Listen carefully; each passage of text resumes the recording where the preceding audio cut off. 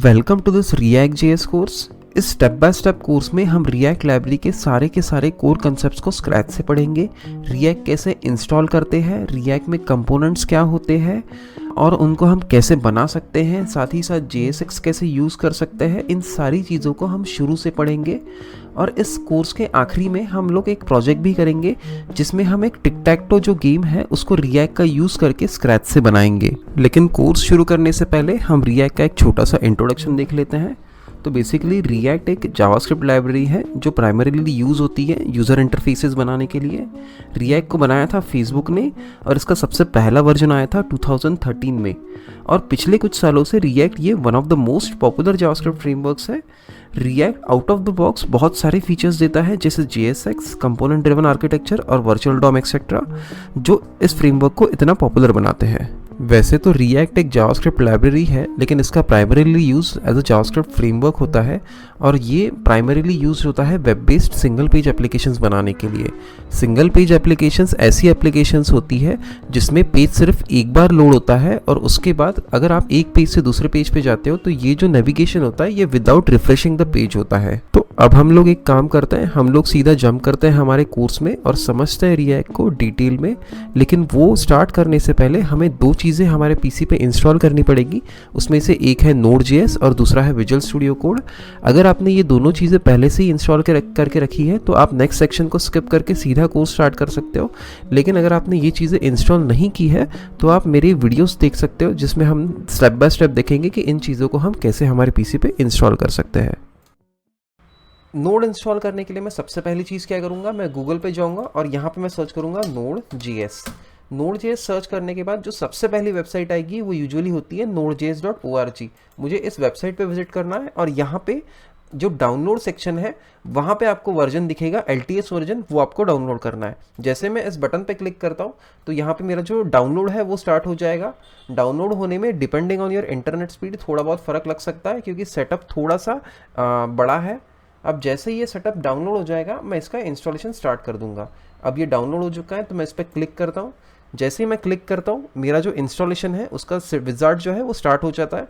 मैं यहाँ पे बोलूँगा नेक्स्ट।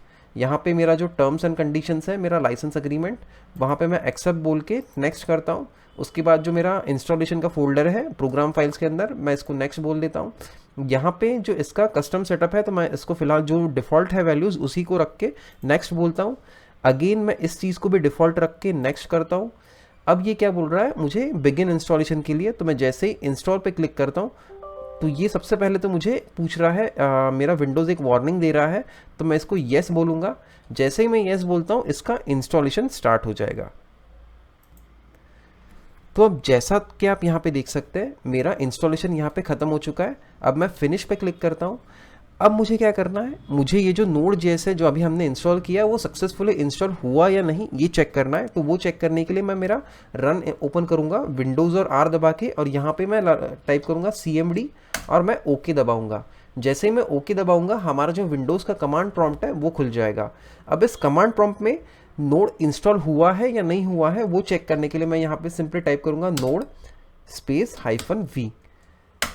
अब मैं अगर इस चीज़ को एंटर दबाता हूँ तो यहाँ पे मुझे नोड का वर्जन वो दिखाता है। अभी मेरा वर्जन जो है वो है 16.13.1। आपकी सिचुएशन में डिपेंडिंग ऑन आप कब इंस्टॉल कर रहे हो ये डिफ़र कर सकता है। इसके साथ नोड के साथ साथ ही एक और CLI टूल मेरे पास इंस्टॉल हो जाता है, वो भी है इंस्टॉल हुआ है या नहीं हुआ है सही से वो चेक करने के लिए मैं टाइप करूँगा npm -v। अब मैं अगर एंटर दबाता हूं तो यहाँ पे आपको npm यानी कि नोड पैकेज मैनेजर का भी वर्जन यहाँ पे दिख रहा है जो है 18.1.2 मेरी सिचुएशन में।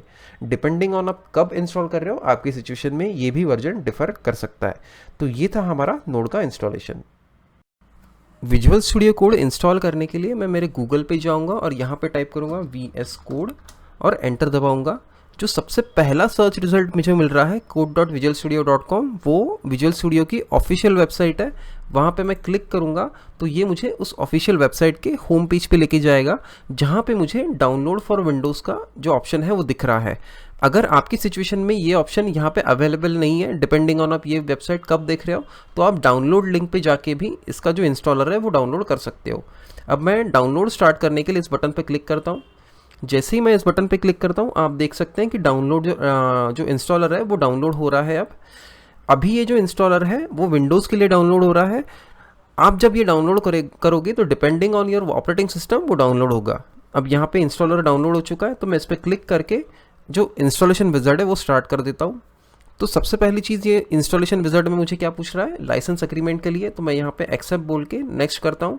तो उसके बाद ये मुझे इंस्टॉलेशन का लोकेशन पूछेगा, मैं जो डिफ़ॉल्ट वैल्यू है वो वही रखूँगा और नेक्स्ट कर दूँगा। उसके बाद ये मुझे स्टार्ट मेनू फोल्डर के लिए पूछ रहा है, तो अगेन मैं डिफ़ॉल्ट वैल्यू ही सिलेक्ट रखूँगा। और यहाँ पे जो एडिशनल इन्फॉर्मेशन ये पूछ रहा है मुझे, इसमें भी मैं डिफ़ॉल्ट ऑप्शन रख के ही नेक्स्ट कर देता हूँ। अब ये मुझे बोल रहा है कि हमने जो कॉन्फ़िगरेशंस थे वो सिलेक्ट कर लिए हैं, अब मुझे ये जो है ये सेटअप ये रेडी टू इंस्टॉल है। तो मैं सिंपली यहाँ पे इंस्टॉल पे क्लिक करके जो इंस्टॉलेशन प्रोसेस है वो यहाँ पे स्टार्ट कर देता हूँ। तो जैसा कि आप यहाँ पे देख सकते हैं, मेरा इंस्टॉलेशन विज़ार्ड कंप्लीट हो चुका है और यहाँ पे वो एक ऑप्शन दे रहा है फिनिश का, और यहाँ पे वो एक चेकबॉक्स दिया है इसने कि लॉन्च विजुअल स्टूडियो कोड। तो जब मैं फिनिश पे क्लिक करूँगा तो ये ऑटोमेटिकली विजुअल स्टूडियो कोड को ओपन कर देगा। तो हम टेस्ट करने के लिए कि विजुअल स्टूडियो कोड सही से इंस्टॉल हुआ है या नहीं हुआ है, हम ये चेक रखेंगे और फिनिश पे क्लिक कर देंगे। जैसे ही मैं फिनिश पे क्लिक कर दूंगा तो एक विजुअल स्टूडियो कोड का इंस्टेंस यहाँ पे लॉन्च हो जाएगा। तो आप देख सकते हैं कि इस तरीके से हमने विजुअल स्टूडियो कोड का इंस्टॉलेशन सक्सेसफुली कंप्लीट कर लिया है। तो अब हम लोग सबसे पहली चीज़ क्या करेंगे, हम एक नया रिएक्ट एप्लीकेशन जनरेट करेंगे और वो करने के लिए हम एक कमांड यूज़ करने वाला है। तो मैं मेरे कमांड लाइन इंटरफेस पे जाता हूँ और यहाँ पे टाइप करता हूँ npx space create react space app. ये जो कमांड है इसका यूज़ करके हम एक नई एप्लीकेशन जनरेट कर सकते हैं, रिएक्ट एप्लीकेशन। ठीक है, अब मुझे क्या करना है, npx क्रिएट रिएक्ट ऐप के बाद उस प्रोजेक्ट का नाम देना है जिस पे हम वर्क करने वाला है। तो फॉर दिस स्पेसिफिक सिचुएशन मैं उसको देता हूँ रिएक्ट ट्रेनिंग। आप आपके रिक्वायरमेंट के अकॉर्डिंगली आप कुछ भी इसको नाम दे सकते हैं। अब मैं अगर एंटर दबाता हूँ तो क्या होगा, ये जो कमांड है क्रिएट रिएक्ट ऐप, ये एक नया प्रोजेक्ट जनरेट करना स्टार्ट कर देगा। आपको एक बात का ध्यान रखना है कि ऊपर जो कमांड आपने लिखी है या एग्जीक्यूट की है, उसको यूज़ करने के लिए आपका Node.js जो है वो इंस्टॉल्ड होना प्रॉपरली ज़रूरी है। अगर Node.js इंस्टॉल्ड नहीं है तो ये कमांड वर्क नहीं करेगा। अब हम क्या करते हैं, हम लोग इस इंस्टॉलेशन को होने देते हैं और उस टाइम तक मैं वीडियो पॉज करके रखता हूँ, क्योंकि ये जो इंस्टॉलेशन है वो थोड़ा टाइम लेगा और जैसे इंस्टॉलेशन ख़त्म होता है मैं वापस से वीडियो स्टार्ट कर दूँगा। तो अब जैसा कि आप देख सकते हैं मेरा इंस्टॉलेशन यहाँ पे सक्सेसफुली कंप्लीट हो चुका है। अब मुझे नेक्स्ट स्टेप्स क्या करनी है, मुझे ये जो नया फोल्डर बना है या फिर बोल सकते हैं नया जो प्रोजेक्ट बना है वो मुझे विजुअल स्टूडियो कोड में ओपन करना है और साथ ही साथ रिएक्ट का जो सर्वर है वो हमें स्टार्ट करना है और हमारी रिएक्ट एप्लीकेशन को बूट करना है। तो सबसे पहले मैं क्या करूँगा, मैं उस फोल्डर के अंदर चला जाऊँगा जहाँ पे हमारा सोर्स कोड लोकेटेड है। तो मैं बोलता हूँ cd react ट्रेनिंग। अब इसके अंदर मेरा सारा का सारा सोर्स कोड है। तो अब मैं यहाँ पे जाके क्या बोलूँगा, यहाँ पे मैं बोलूँगा कोड स्पेस डॉट। जैसे ही मैं कोड स्पेस डॉट बोलूँगा तो मेरा जो एप्लीकेशन है, मेरा जो रिएक्ट एप्लीकेशन, वो विजुअल स्टूडियो कोड में ओपन हो जाएगा। तो यहाँ पे आप देख सकते हैं कि जो भी मेरा फाइल्स मेरी जनरेट हुई है वो यहाँ पे आप लेफ्ट हैंड साइड में आपको विजिबल है। अब हम एक छोटा सा ओवरव्यू देख लेते हैं इस जनरेटेड सोर्स कोड का। हम ज़्यादा डीप में नहीं जाएंगे, हम एक ओवरव्यू या फिर हम बोल सकते हैं मैक्रो ओवरव्यू हम इसका देखेंगे। यहाँ पे सबसे पहले एक नोड मॉड्यूल्स नाम का फोल्डर है। जो भी थर्ड पार्टी टूल्स है या फिर जो रिएक्ट का इनफैक्ट कोर सोर्स कोड है, वो सारी चीज़ें इस नोड मॉड्यूल्स के अंदर जाएंगी। आप इस नोड मॉड्यूल्स को यूजुअली आपको इस नोड मॉड्यूल्स को छेड़ने की ज़रूरत नहीं पड़ती है। यहाँ पे सिर्फ वही कोड होता है जो आपके थर्ड पार्टी वेंडर्स ने लिखा हुआ है या फिर रिएक्ट का खुद का कोर कोड है। उसके बाद एक पब्लिक फोल्डर होता है जिसके अंदर आपकी एसेट्स जाती है सारी, आपकी CSS आपकी इमेजेस वगैरह, और सबसे आखिरी में आपके पास है SRC फोल्डर। और जो भी आपका सोर्स कोड है, जो आपका एक्चुअल जहाँ पे आप कोड लिखने वाला है, वो होता है ये SRC फोल्डर। और इसके अंदर एक बॉयलर प्लेट कोड रिएक्ट ने पहले से ही जनरेट करके दिया होता है आपको। उसके बाद कुछ और इम्पॉर्टेंट फाइल्स है हमारे रूट फोल्डर में, जिसमें से सबसे इम्पॉर्टेंट है package.json। रिएक्ट ने आपके जो कोड आपके जो प्रोजेक्ट जनरेट किया है उसमें कौन कौन से डिपेंडेंसीज या जो भी इंफॉर्मेशन है डिपेंडेंसीज़ की आपकी या फिर डेवलपर डिपेंडेंसीज़ की, वो सारी की सारी इंफॉर्मेशन इस package.json के अंदर होती है। उसी के साथ साथ एक गिट इग्नोर फाइल भी होती है, जो गिट जो होता है वर्जन कंट्रोल सिस्टम, उससे रिलेटेड फाइल होती है, लेकिन उसके बारे में हम इस ट्यूटोरियल में डिस्कस नहीं करेंगे। अब मुझे क्या करना है, मुझे नेक्स्ट चीज़ इस सर्वर को हमें बूट करना है, इस रिएक्ट एप्लीकेशन को हमें बूट करना है और उसे एक वेब ब्राउज़र में स्टार्ट करना है। तो वो करने के लिए मैं वापस मेरे कमांड लाइन पे जाऊंगा और यहाँ पे एक और कमांड टाइप करूंगा जिसका नाम है npm स्पेस स्टार्ट। ये हमारा रिएक्ट एप्लीकेशन जो है बूट कर देगा और उसे एक वेब ब्राउज़र में ओपन करेगा। तो यहाँ पे आप मेरे वेब ब्राउज़र पे देख सकते हैं कि जो रिएक्ट एप्लीकेशन है मेरा, वो यहाँ पे बूट हो चुका है और यहाँ पे वो ओपन हो रहा है। जैसे ही रिएक्ट एप्लीकेशन ओपन होगा तो यहाँ पे आप देखेंगे कि रिएक्ट ने बाय डिफ़ॉल्ट मुझे एक लैंडिंग पेज बना के दिया है, जो लोड होता है जैसे ही हमारा वेब पेज यहाँ पे ये क्या बोलते हैं उसको रेंडर होता है। तो अब मुझे क्या करना है, मुझे ये जो सोर्स कोड यहाँ पे लिखा हुआ है ये फिलहाल मुझे नहीं चाहिए, क्योंकि हमें अगले ट्यूटोरियल में देखना है कि एक्चुअली में रिएक्ट रेंडर कैसे करता है चीज़ों को, और मुझे एक हेलो वर्ल्ड भी बनाना है इस रिएक्ट में। तो मैं ये जो सोर्स कोड है फिलहाल यहाँ से निकाल दूंगा। तो वो करने के लिए मैं मेरे एडिटर पे वापस जाता हूँ और यहाँ पे src के अंदर एक index.js नाम की फाइल है, उसका सारा का सारा कोड मैं यहाँ से डिलीट कर देता हूँ। अब मैं इस चीज़ को सेव करता हूँ और मेरे वेब ब्राउज़र पे जाके वापस रिफ्रेश करता हूँ। तो आप यहाँ पे देखेंगे कि जो भी मेरा वेब पेज था वो यहाँ पे अब ब्लैंक हो चुका है, और जो भी हमारी एप्लीकेशन ने लैंडिंग पेज हमें बना के दिया था वो यहाँ से अब हट चुका है। अब हम हमारे नेक्स्ट लेसन में एक हेलो वर्ल्ड बनाएंगे और समझेंगे कि रिएक्ट कैसे चीज़ों को रेंडर करता है हमारे वेब ब्राउज़र पे।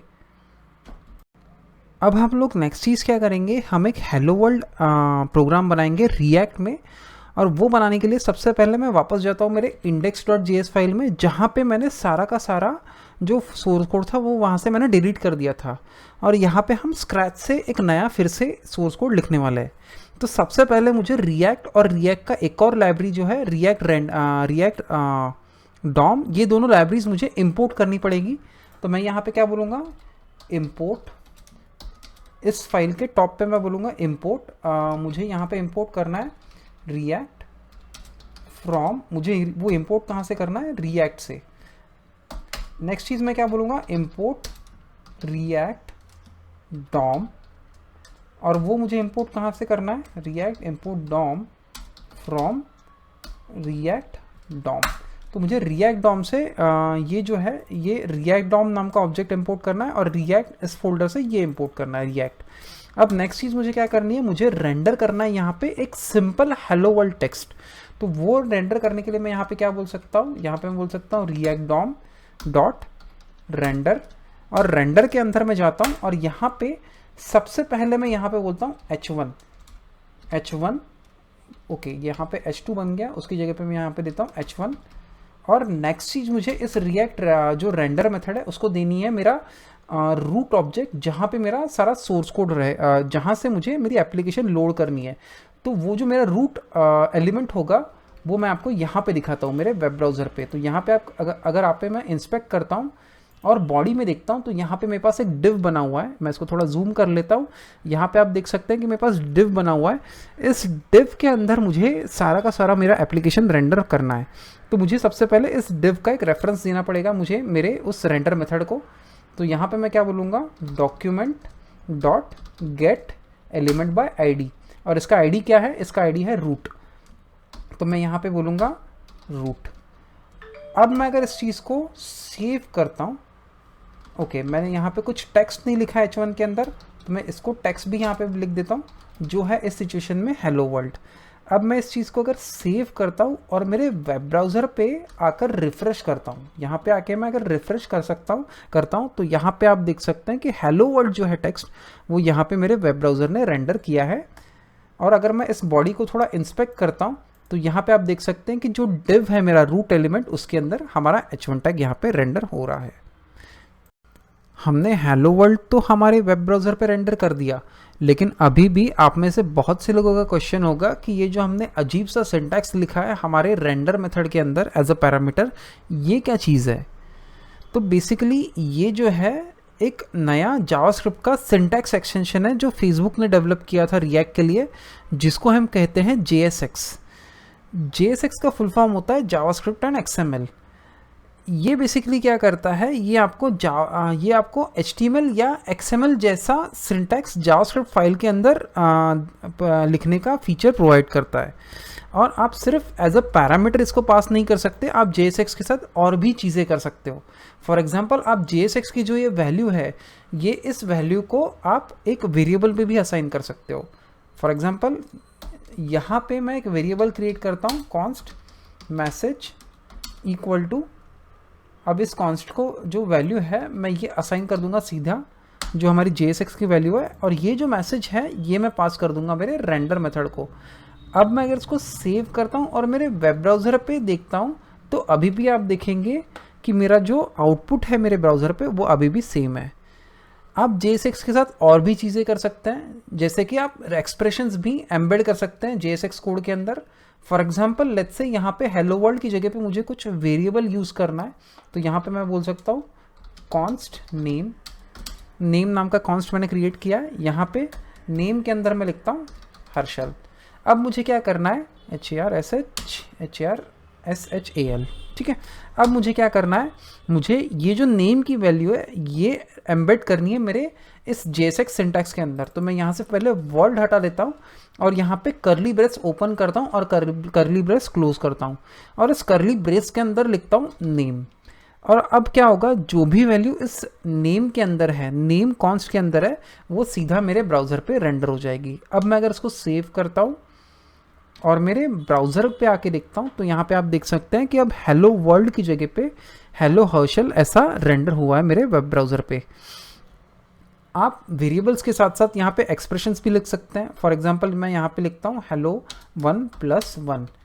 अब मैं अगर इसको सेव करता हूँ और मेरे वेब ब्राउज़र पे आके रिफ्रेश करता हूँ, तो यहाँ पे आप देख सकते हैं कि अब यहाँ पे रेंडर क्या हो रहा है, हेलो 2।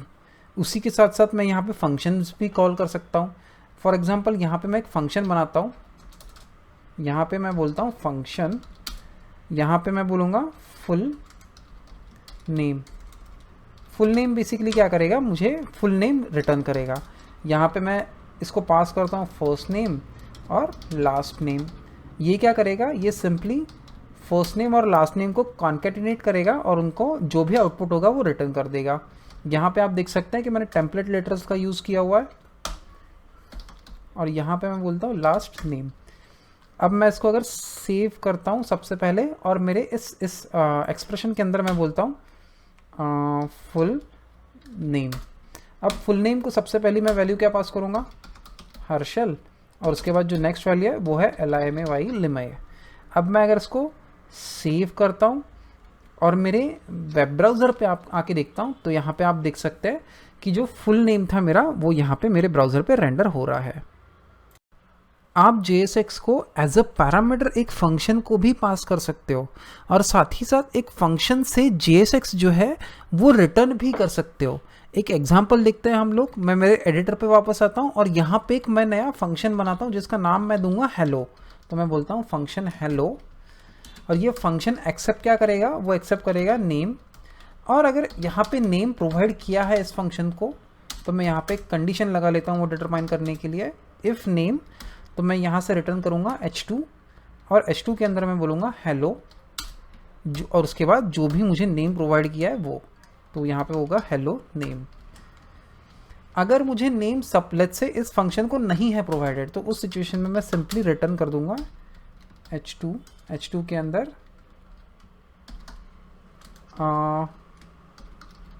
हेलो मिस्टर, एक मिनट, हेलो मिस्टर X। अब मैं इस चीज़ को यूज़ करता हूँ मेरे रेंडर मेथड में, तो यहाँ पे मैं बोलूँगा हेलो, और सबसे पहले मैं यहाँ पे एक नेम पास करता हूँ, मेरा खुद का नाम। अब मैं इस चीज़ को सेव करके मेरे वेब ब्राउज़र पे आता हूँ और इस चीज़ को रिफ़्रेश करता हूँ, तो यहाँ पे आप देखेंगे कि हेलो हर्षल ये जो टेक्स्ट है मेरे ब्राउज़र पे रेंडर हो रहा है, क्योंकि हमने नेम पैरामीटर मेरे फंक्शन को पास किया है। अब अगर मैं वापस मेरे एडिटर पे आता हूँ और यहाँ से ये जो हर्षल नाम का पैरामीटर हमने पास किया था जो स्ट्रिंग, मैं यहाँ से इसको निकाल देता हूँ, तो अब रेंडर क्या होगा, अब रेंडर होगा हेलो मिस्टर एक्स, क्योंकि हमारा जो हेलो मेथड है वो रिटर्न इस JSX को करेगा। अब मैं इस चीज़ को सेव करता हूँ और मेरे वेब ब्राउज़र पे आके रिफ्रेश करता हूँ, तो यहाँ पे आप देख सकते हैं कि हेलो मिस्टर एक्स ये टेक्स्ट मेरे ब्राउज़र पे रेंडर हो रहा है। जिस तरीके से आप HTML में HTML एट्रीब्यूट्स यूज़ कर सकते हो, उसी तरीके से आप JSX में भी एट्रीब्यूट्स यूज़ कर सकते हो। एक एग्जांपल देखते हैं इस चीज़ का। मैं मेरे एडिटर पे वापस आता हूँ और यहाँ पे एक नया कॉन्स्ट बनाता हूँ। यहाँ पे मैं बोलूँगा कॉन्स्ट btn, जो एक बटन को होल्ड करेगा। यहाँ पे मैं बोलता हूँ बटन, और बटन में मैं सिंपली लिखता हूँ सेव। अब मैं इस चीज़ को सीधा रेंडर कर देता हूँ मेरे वेब पेज पे। तो यहाँ पे मैं बोलूँगा btn। अब इस चीज़ को सेव करके मेरे वेब ब्राउज़र पे वापस आता हूँ, तो यहाँ पे आप देख सकते हैं कि मेरा जो बटन है वो यहाँ पे रेंडर हो रहा है। अब मुझे क्या करना है, मुझे इस बटन पे एक आईडी स्पेसिफाई करना है। तो मैं सिंपली जाऊँगा मेरे रेंडर मेथड मेरे एडिटर पे, और यहाँ पे मैं बोलूँगा ID equal to let's say save. अब मैं इस चीज़ को सेव करके मेरे वेब ब्राउज़र पे वापस आता हूँ, तो यहाँ पे आप देख सकते हैं कि मेरे बटन पे सेव ये आईडी अप्लाई हो चुका है। लेकिन इस सिचुएशन में मैंने क्या किया, मैंने स्टैटिक जो वैल्यू थी मेरे एट्रीब्यूट की वो मैंने यहाँ पे सिंपली स्पेसिफाई कर दी। हो सकता है किसी सिचुएशंस में हमारी वैल्यूज़ डायनामिक भी हो, तो उस सिचुएशन में हम डायनामिक वैल्यूज़ भी इसको अप्लाई कर सकते हैं। फॉर एग्जांपल यहाँ पे मैं बोलता हूँ कॉन्स्ट आईडी, और आईडी में मैं लेट्स से बोलता हूँ सबमिट। तो मेरा जो आईडी है वो क्या होगा, सबमिट। तो मुझे ये आईडी अगर इस बटन को अप्लाई करना है, तो यहाँ पे मैं आईडी के सामने जो स्टैटिक स्ट्रिंग था उसको निकाल के मैं क्या कर सकता हूँ, हमारे करली ब्रेसेस यूज़ कर सकता हूँ, और इसके अंदर जो भी मेरी प्रॉपर्टी थी, मेरी जो कॉन्स्ट वेरिएबल था आईडी, वो यहाँ पे मैंने करली ब्रेसेस के अंदर इसको असाइन कर दिया है।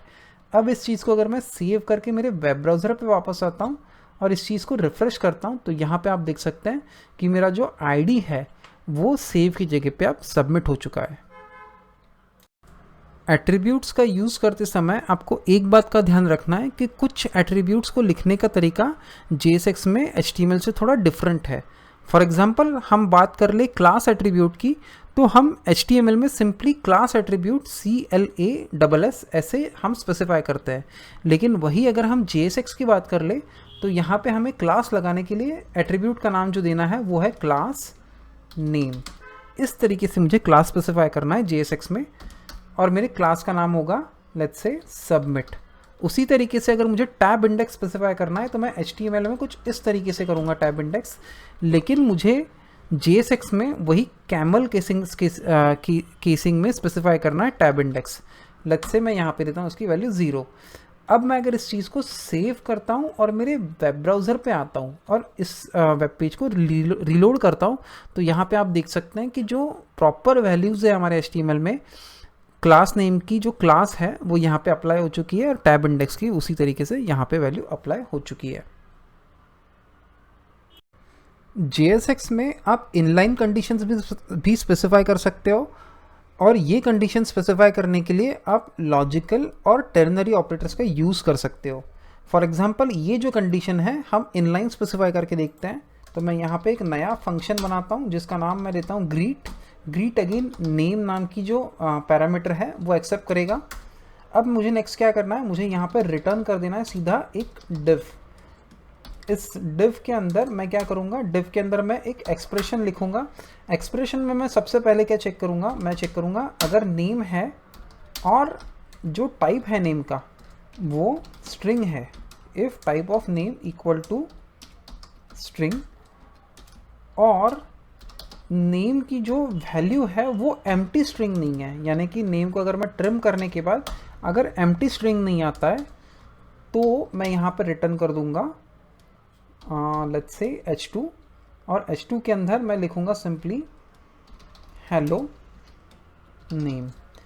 और इनमें से ऊपर दी हुई कोई भी कंडीशन अगर फेल हो जाती है, तो मैं यहाँ पे सिंपली अगेन बोलूँगा हेलो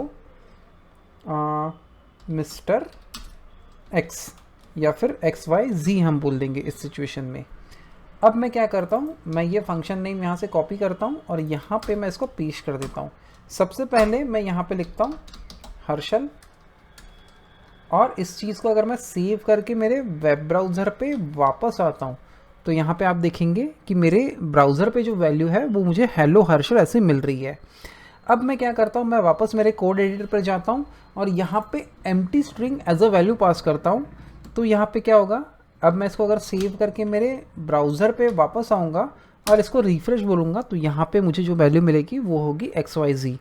फिर से मैं मेरे एडिटर पे आता हूँ और यहाँ पे अगर मैं ABC लत से ABCD टाइप करता हूँ और फिर से इसको सेव करके वापस आऊँगा और इसको रिफ्रेश करूँगा तो अब मुझे यहाँ पे ABCD मिल रहा है। और अगेन जो हमारी लास्ट कंडीशन थी, जो वैल्यू नल एम्प्टी नहीं होनी चाहिए, तो अगर मैं यहाँ पे एम्प्टी वैल्यू पास करके देखता हूँ और मेरे ब्राउज़र पे रिफ्रेश करके देखता हूँ तो यहाँ पे आप देख सकते हैं कि जो मुझे वैल्यू मिल रही थी वो अब यहाँ पे XYZ मिल रही है, क्योंकि हमने जो पैरामीटर पास किया है वो पैरामीटर हमने कोई पास ही नहीं किया हमारे फंक्शन को, उसकी वजह से उसको नेम ये प्रॉपर्टी नहीं मिल रही है। हमने यहाँ पे टर्नरी ऑपरेटर का यूज़ करके इफ एल्स कंडीशन बनाई थी। हम लॉजिकल ऑपरेटर जो होता है हमारा एंड, उसका यूज़ करके एक सिर्फ इफ़ कंडीशन भी बना सकते हैं। फॉर एग्जांपल मैं मेरे एडिटर पे वापस आता हूँ और यहाँ पे एक और नया फंक्शन बनाता हूँ और इस फंक्शन का नाम मैं देता हूँ let's say function greet to. Okay, अब मैं क्या करता हूँ, यहाँ पे मैं बोलता हूँ रिटर्न डिफ की जगह पे मैं रिटर्न बोलता हूँ डिफ, और यहाँ पे अगेन मैं नेम एक्सेप्ट करूँगा और यहाँ पे मैं क्या बोलूँगा, यहाँ पे अगेन मैं एक एक्सप्रेशन लिखूँगा और यहाँ पे मैं सिंपली बोलूँगा नेम। अगर नेम है तो ये सिंपली यहाँ पे क्या करेगा, यहाँ पे ये H1 जो है रिटर्न कर देगा। तो यहाँ पे मैं बोलता हूँ हेलो नेम। अगर यहाँ पे मुझे नेम की वैल्यू मिलती है तो वो रिटर्न हो जाएगी, एल्स यहाँ पे कुछ भी रिटर्न नहीं होगा। तो सिंपली यहाँ पे कुछ भी प्रिंट नहीं होगा। तो यहाँ पे मैं ये जो ग्रीट टू है इसको मैं कॉपी करके यहाँ पे पेस्ट करता हूँ और सबसे पहले यहाँ पे मैं लिखता हूँ हर्षल। इस चीज़ को सेव करके मैं मेरे वेब ब्राउज़र पे आके रिफ़्रेश करता हूँ तो यहाँ पे आप देख सकते हैं कि मुझे हेलो हर्षल यहाँ पे मिल रहा है।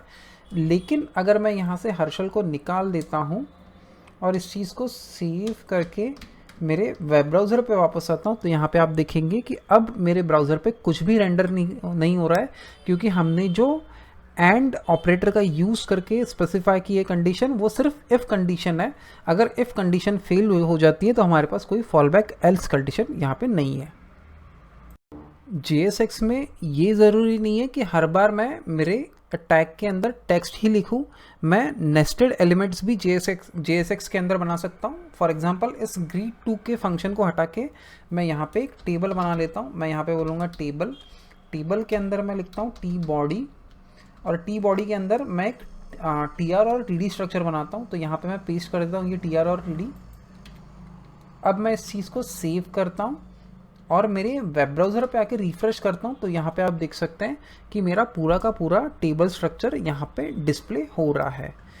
आपको बस एक चीज़ का ध्यान रखना है कि आप JSX में नेस्टेड एलिमेंट्स लिख सकते हो, लेकिन आप एक टाइम पे दो कंटेनर एलिमेंट्स नहीं लिख सकते। फॉर एग्जांपल इस सिचुएशन में मेरा कंटेनर एलिमेंट टेबल है, अगर मैं इसके पैरेलली एक और यहाँ पे डिव बना लेता हूँ, ठीक है, या फिर मैं लेट्स से डिव की जगह पे यहाँ पे मैं H1 लिख देता हूँ H2, और इस H2 को मैं डालता हूँ टेबल के ऊपर यहाँ पे H2, और यहाँ पे मैं लिखता हूँ हेलो फू और उसके बाद बार। अब मैं अगर इसको सेव करके मेरे ब्राउज़र पे आता हूँ तो मुझे ब्राउज़र पे मेरे एरर मिलेगा, क्योंकि हमने क्या किया है, हमने दो रैपर या कंटेनर टैग्स लिखे हुए जो JSX में अलाउड नहीं है। तो उस सिचुएशन में मुझे क्या करना पड़ेगा, मुझे ये जो सारा कंटेंट है सेम लेवल पे जो दो टैग्स है उसे रैप करना पड़ेगा सिंगल एलिमेंट में। तो मैं क्या करूँगा, मैं इन दोनों एलिमेंट्स को कट कर दूंगा और यहाँ पे एक डिव बनाऊंगा। अब इस डिव के अंदर मैं अगर इसको पेस्ट करता हूँ तो ये चीज़ एक वैलिड JSX सिंटैक्स बन जाएगा।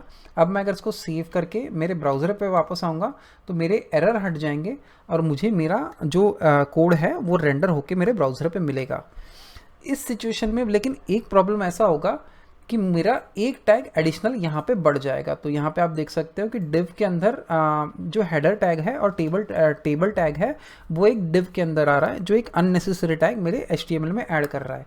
तो इस चीज़ को डील करने के लिए रिएक्ट ने हमें एक और फीचर दिया है जिसका नाम है फ्रैगमेंट्स। तो मैं सिंपली यहाँ पे जा सकता हूँ और यहाँ पे div को यहाँ पे डिलीट कर देता हूँ और साथ ही साथ जिसको क्लोजिंग टैग है ये भी डिलीट कर देता हूँ। तो इस तरीके से हम एक एम्प्टी टैग यहाँ पे स्पेसिफाई कर सकते हैं जिसको हम फ्रैगमेंट्स बोलते हैं JSX में। अब इस चीज़ को मैं सेव करता हूँ और वापस आके मेरे वेब ब्राउज़र पे आके रिफ्रेश करता हूँ, तो यहाँ पे आप देखेंगे कि जो अननेसेसरी डिव ऐड हो रहा था मेरे HTML में या फिर मेरे DOM में, वो यहाँ पे नहीं हो रहा है। और विदाउट दैट पेरेंट लेवल या कंटेनर एलिमेंट मेरे जो दोनों चाइल्ड एलिमेंट्स थे H2 और टेबल यहाँ पे रेंडर हो रहे हैं। अभी जो आपने रिएक्ट फ्रैगमेंट्स का सिंटैक्स देखा, इसको हम शॉर्ट हैंड सिंटैक्स बोलते हैं। रिएक्ट फ्रैगमेंट्स का एक और सिंटैक्स होता है, यहाँ पे जो ये एम्प्टी टैग है इसकी जगह पे मैं लिख सकता हूँ रिएक्ट डॉट फ्रैगमेंट, और उसी तरीके से मुझे इसको क्लोज करना पड़ेगा यहाँ पे। तो मैं यहाँ पे बोलता हूँ रिएक्ट डॉट फ्रैगमेंट, ये मेरा ओपनिंग टैग हो गया फ्रैगमेंट का और ये मेरा क्लोजिंग टैग। अब मैं इस चीज़ को सेव करता हूँ और फिर मेरे ब्राउज़र पे वापस आके देखता हूँ, तो यहाँ पे आप देखेंगे कि अभी भी मेरा जो DOM स्ट्रक्चर है वो वैसा का वैसा ही है। जो हमने नया टैग स्पेसिफाई किया रिएक्ट डॉट फ्रैगमेंट, वो अभी भी यहाँ पे रेंडर नहीं हुआ है। ये बेसिकली दोनों जो टैग्स हैं रिएक्ट डॉट फ्रैगमेंट, ये ऐसा वाला और एम्प्टी टैग, इन दोनों का मतलब सेम ही होता है। बस ये जो है ये विथ नेम, ये एक स्टैंडर्ड सिंटैक्स है, और अगर हम उसको विदाउट नेम यूज़ करेंगे तो ये बेसिकली रिएक्ट फ्रैगमेंट का शॉर्ट हैंड सिंटैक्स है। अब हम लोग बात करते हैं लिस्ट की। अब हम देखेंगे कि JSX का यूज़ करके हम लिस्ट कैसे जनरेट कर सकते हैं। सबसे पहले मैं एक एरे क्रिएट कर लेता हूँ। मैं बोलता हूँ कॉन्स्ट, मैं बोलता हूँ यहाँ पे कॉन्स्ट कंट्रीज़ नाम का मैंने एरे क्रिएट कर लिया। सबसे पहली कंट्री मैं लेता हूँ लेट्स से यहाँ पे इंडिया, फिर उसके बाद जापान, उसके बाद नेपाल, और उसके बाद लेट्स से मैं लेता हूँ ब्राज़ील। अब मुझे क्या करना है, मुझे UL और LI स्ट्रक्चर में ये कंट्रीज़ को रेंडर करना है। तो वो मैं कैसे कर सकता हूँ, चलो हम इसको ट्राई करके देखते हैं। मैं कंट्रीज़ का एरे कॉपी करता हूँ, यहाँ पे जो ये पुराना JSX है इसको हटा के यहाँ पे UL लिखता हूँ और उसके अंदर एक LI लिखता हूँ। अब मैं यहाँ पे जो कंट्रीज़ है उसको यहाँ पे मैं एम्बेड करता हूँ और इस चीज़ को सेव करता हूँ। और अब अगर मैं मेरे वेब ब्राउज़र पे वापस आता हूँ और इसको रिफ़्रेश करता हूँ यहाँ पे, तो यहाँ पे आप देख सकते हैं कि जो कंट्रीज़ है मेरी वो यहाँ पे सिर्फ एक स्ट्रिंग के फॉर्मेट में, सिर्फ एक स्ट्रिंग में एक ही सिंगल एलाई में यहाँ पे दिख रही है। लेकिन हमें चाहिए क्या, हमें चाहिए कि यहाँ पे 4 एलाइज रेंडर हुए हो, इंडिया, जापान, नेपाल और ब्राज़ील के लिए अलग अलग। तो एक्चुअली में हमारा कोड कैसे रेंडर होना चाहिए, यहाँ पे मैं आपको एक और एरे बना के दिखाता हूँ। यहाँ पे होना चाहिए कंट्रीज JSX, और यहाँ पे ये एरे कुछ इस तरीके से एक्चुअल में बनना चाहिए। इस एरे का सबसे पहला एलिमेंट है LI, इसको मैं बोलता हूँ इंडिया। उसके बाद फिर मैं नेक्स्ट एलिमेंट बनाता हूँ, यहाँ पे नेक्स्ट एलिमेंट होगा मेरा जापान, फिर उसके बाद Ctrl+C नेपाल, यहाँ पे यहाँ पे मैं बोलता हूँ Ctrl+C Ctrl+V Nepal, Ctrl+C Brazil, और इसको यहाँ पे मैं पेस्ट करता हूँ। अब ये जो एरे है इसको मैं अगर यहाँ पे इस रेगुलर एरे की जगह पे लिखता हूँ और इस चीज़ को सेव करके मेरे ब्राउज़र पे आता हूँ और इस चीज़ को रिफ़्रेश करता हूँ, तो यहाँ पे आप देख सकते हैं कि यहाँ पे डायनामिकली मेरे एलाइज जो है वो पॉपुलेट हो रहे हैं। यहाँ पे 3-4 एलाइज बन रहे हैं, लेकिन वो भी एक सिंगल एलाई के अंदर। मुझे क्या करना है, मुझे इस एलाई को बेसिकली रिपीट करवाना है, और जितने एलिमेंट्स इस एलाई के अंदर है उतने एलाई, जितने एलिमेंट्स इस एरे के अंदर है उतने एलाई यहाँ पे डायनामिकली जनरेट होने चाहिए। यहाँ पे मैं क्या कर रहा हूँ, यहाँ पे मैं स्टैटिकली वो JSX जो है वो इन एरे के फॉर्मेट में बना रहा हूँ, तो वो मुझे कन्वर्ट करना वो पड़ेगा डायनामिकली। तो मैं ये रिज़ल्ट जो है इस एरे से कैसे जनरेट कर सकता हूँ, तो मैं वो कर सकता हूँ यूज़ करके मैप ऑपरेटर, मैप ये मेथड। तो मैं इस चीज़ को कमेंट आउट कर देता हूँ और यहाँ पे मैं बोलता हूँ const countries JSX equal to countries, ये जो कंट्रीज़ थी मेरी वो, और मैं इसको लिखूँगा डॉट मैप, जो हमारा एरे का मैप मेथड है वो। अगर किसी को मैप मेथड के बारे में नहीं पता है तो मेरे पास एक वीडियो है मैप मेथड के ऊपर, मैं उसका लिंक डिस्क्रिप्शन में डाल दूंगा। आप वहाँ पे इस मैप ऑपरेटर मैप नाम के फंक्शन या फिर मेथड के बारे में और डिटेल में इंफॉर्मेशन ले सकते हैं। अब मैं क्या करता हूँ, यहाँ पे मैं 1 बाय 1 कंट्री को एक्सेप्ट करता हूँ और instead of returning simply a plain string मैं यहाँ पे JSX रिटर्न करूँगा। तो यहाँ पे मैं बोलूँगा li, और li के अंदर उस कंट्री का जो है वो वेरिएबल मैं एनकोड कर दूंगा, यहाँ पे एम्बेड कर दूंगा।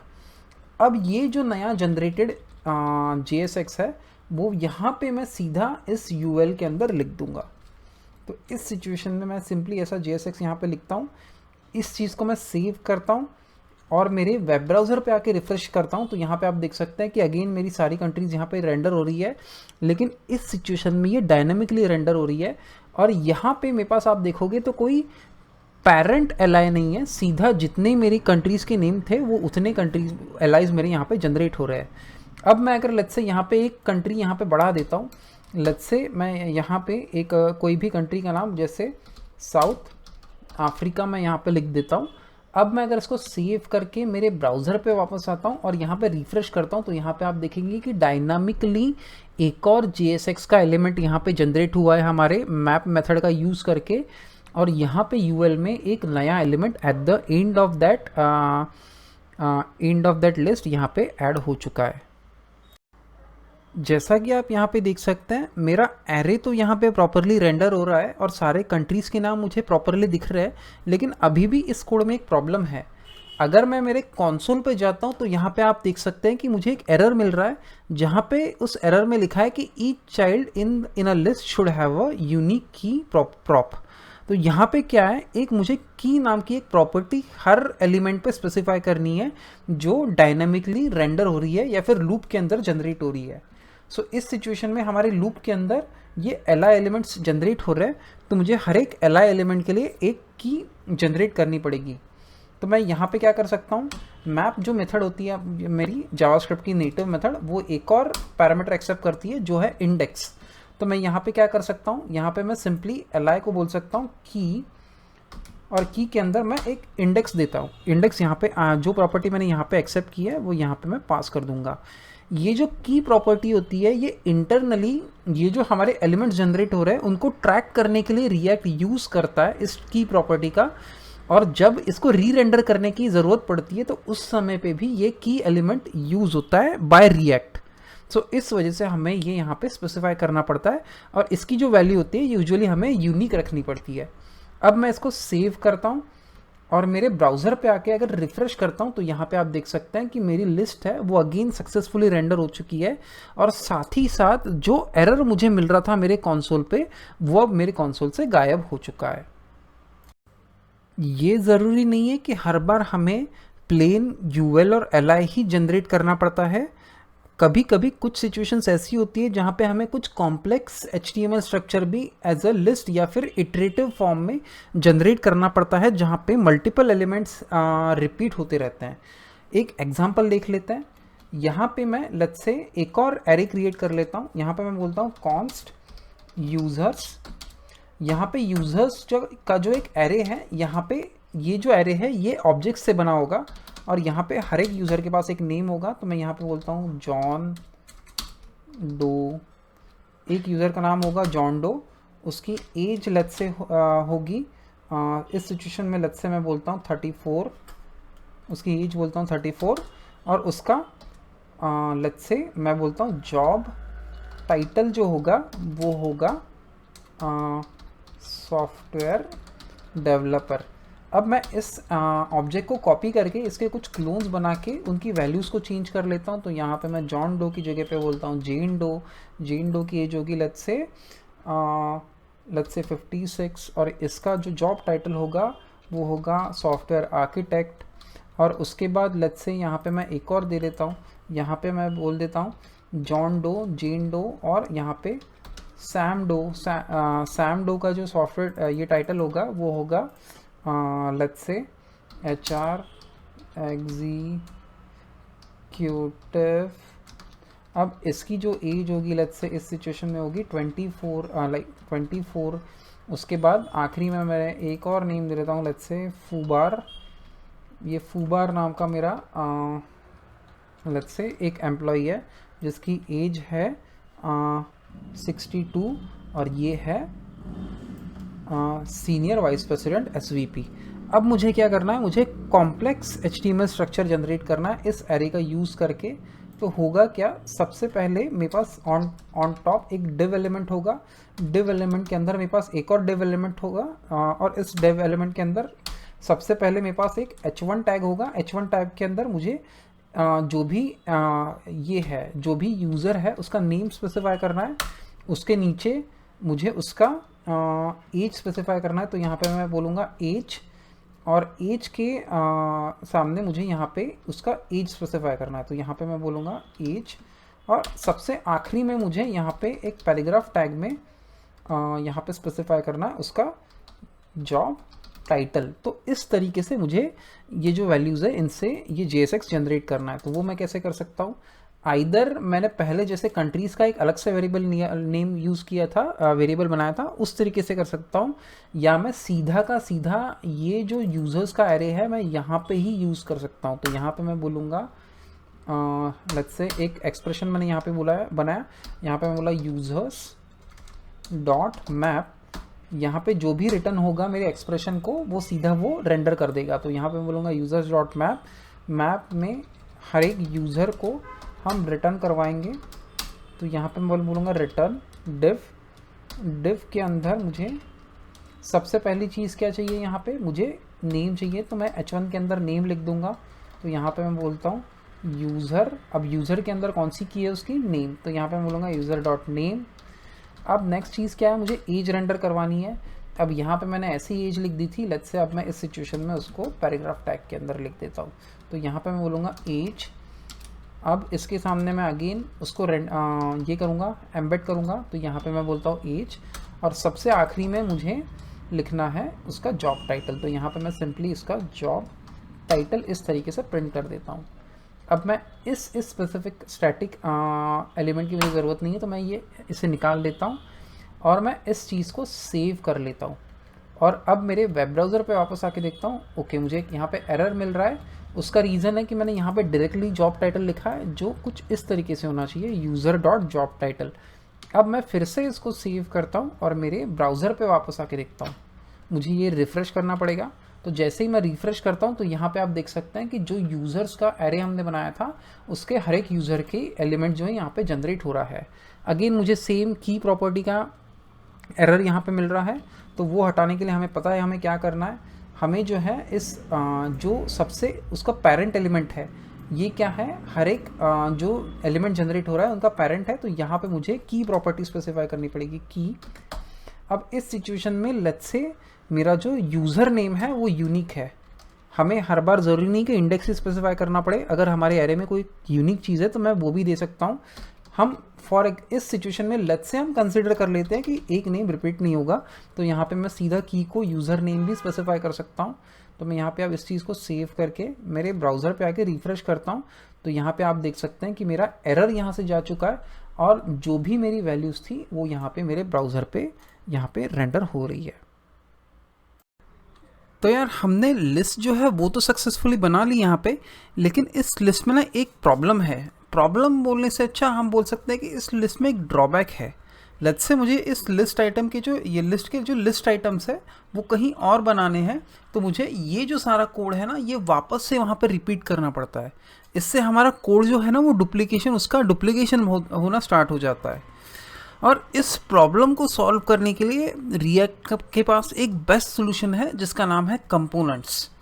कंपोनेंट्स का यूज़ करके हम जो है हमारा कोड वो उसका डुप्लीकेशन होने से हम रोक सकते हैं।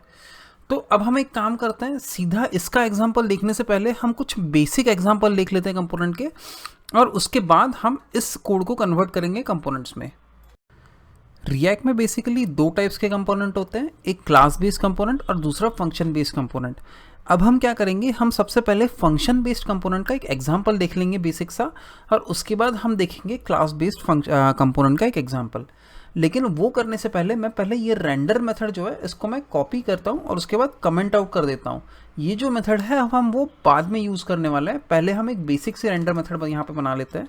मैं यहाँ पे ये पेस्ट कर देता हूँ और यहाँ से ये जो डिव है हमने JSX का लिखा है इसको हटा के यहाँ पे एक सिंपल h1 टैग यहाँ पे रिटर्न कर देता हूँ। अब मैं अगर इस चीज़ को सेव करता हूँ, ओके, इसके अंदर मैं कुछ टेक्स्ट लिख देता हूँ सबसे पहले, हेलो वर्ल्ड। अब मैं अगर इस चीज़ को सेव कर ले और मेरे वेब ब्राउज़र पे आके देखता हूँ तो यहाँ पे आप देख सकते हैं कि मुझे जो हेलो वर्ल्ड है वो रेंडर होके मिल रहा है। अब मुझे क्या करना है, मुझे एक फंक्शन बेस्ड कंपोनेंट बनाना है। तो मैं क्या करूँगा, सिंपली वापस जाऊँगा मैं मेरे कोड एडिटर पे, यहाँ पे एक नया फंक्शन क्रिएट करूँगा। तो मैं यहाँ पे बोलता हूँ फंक्शन, उस कंपोनेंट का, लेट्स से इस कंपोनेंट का नाम मैंने ना मुझे हेलो वर्ल्ड, तो मैं यहाँ पे बोलूँगा हेलो वर्ल्ड। नेक्स्ट मुझे क्या करना है, इस फंक्शन से मुझे जो भी चीज़ मुझे रेंडर करवानी है इस फंक्शन के थ्रू वो मुझे JSX के फॉर्म में रिटर्न करना पड़ेगा। तो मैं यहाँ पे बोलता हूँ रिटर्न h1 टैग के अंदर हेलो वर्ल्ड। अब मुझे क्या करना है, ये जो है मेरा कंपोनेंट ये बन चुका है, अब मुझे इसको यूज़ करना है मेरे डॉम में, रिएक्ट डॉम में। तो वो यूज़ करने के लिए मुझे क्या करना पड़ेगा, मैं ये जो फंक्शन नेम है इसको मैं कॉपी कर लेता हूँ यहाँ से, और ये जो मैंने JSX लिखा है इसको डिलीट करके ये कंपोनेंट यहाँ पे मैं मेंशन करता हूँ। तो यहाँ पे मैं बोलूँगा एक ओपनिंग टैग, और ये जो टैग है ये सेल्फ क्लोजिंग टैग है, तो इसको मैं यहाँ पे क्लोज कर दूंगा। सो इस तरीके से मैं इस कंपोनेंट को यहाँ पे यूज़ कर सकता हूँ। तो अब मैं इसको सेव करता हूँ और मेरे वेब ब्राउज़र पे आके देखता हूँ तो अभी भी मुझे हेलो वर्ल्ड यहाँ पे दिख रहा है। इसको ये सही तरीके से काम कर रहा है या नहीं ये वेरीफाई करने के लिए मैं थोड़ा टेक्स्ट चेंज कर लेता हूँ। तो यहाँ पे मैं बोलूँगा हेलो वर्ल्ड की जगह पे हेलो रिएक्ट। अब मैं अगर इसको सेव करता हूँ वापस से और मेरे वेब ब्राउज़र पे आके देखता हूँ तो आप यहाँ पे देख सकते हैं कि जो हेलो रिएक्ट टेक्स्ट है वो यहाँ पे हमें दिख रहा है। अब मुझे नेक्स्ट चीज़ क्या करनी है, मुझे नेक्स्ट चीज़ बनानी है एक क्लास बेस्ड कंपोनेंट। तो जैसा मैंने फंक्शन बेस्ड कंपोनेंट के लिए एक फंक्शन बनाया वैसे ही मैं क्लास बेस्ड कंपोनेंट के लिए क्या बनाऊंगा, एक क्लास। तो मैं यहाँ पे बोलता हूँ क्लास, यहाँ पे मैंने हेलो वर्ल्ड ऑलरेडी बनाया तो यहाँ पे मैं बोलता हूँ लेट्स से हेलो रिएक्ट। तो ये मेरे क्लास का नेम होगा, ये एक्सटेंड करेगा रिएक्ट के अंदर एक कंपोनेंट क्लास होता है उसको। ये क्लास कहाँ से आया, हमने सबसे ऊपर रिएक्ट जो लाइब्रेरी है उसका ऑब्जेक्ट इंपोर्ट किया है और उस ऑब्जेक्ट के अंदर एक क्लास है कंपोनेंट का, तो उसको एक्सटेंड कर रहा है मेरा हेलो रिएक्ट ये क्लास। अब मुझे क्या करना है, मुझे इस क्लास के अंदर एक रेंडर मेथड बनानी है।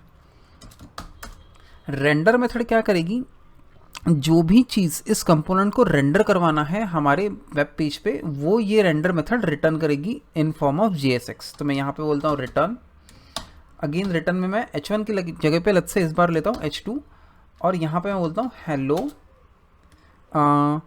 React component. तो यहाँ पे मैं क्या रिटर्न किया मैंने JSX में, एक h2 जिसका टेक्स्ट है हेलो रिएक्ट कंपोनेंट। अब मुझे क्या करना है, मुझे ये class based component again use करना है मेरे डॉम में। तो मुझे सिंपली ये क्लास नेम कॉपी करना पड़ेगा यहाँ पे, और जैसा मैंने फंक्शन बेस्ड कंपोनेंट यूज़ किया था एग्जैक्टली सेम वे में मैं यहाँ पे क्लास बेस्ड कंपोनेंट यूज़ करूँगा। तो मैं यहाँ पे बोलता हूँ हेलो रिएक्ट। अब मैं अगर इस चीज़ को सेव करता हूँ और वापस आके मेरे वेब ब्राउज़र पर रिफ्रेश करता हूँ तो यहाँ पे आप देख सकते हैं कि h2 टैग में मेरा रिएक्ट कंपोनेंट जो है हेलो रिएक्ट कंपोनेंट ये टेक्स्ट यहाँ पे ब्राउज़र पे रेंडर हो रहा है।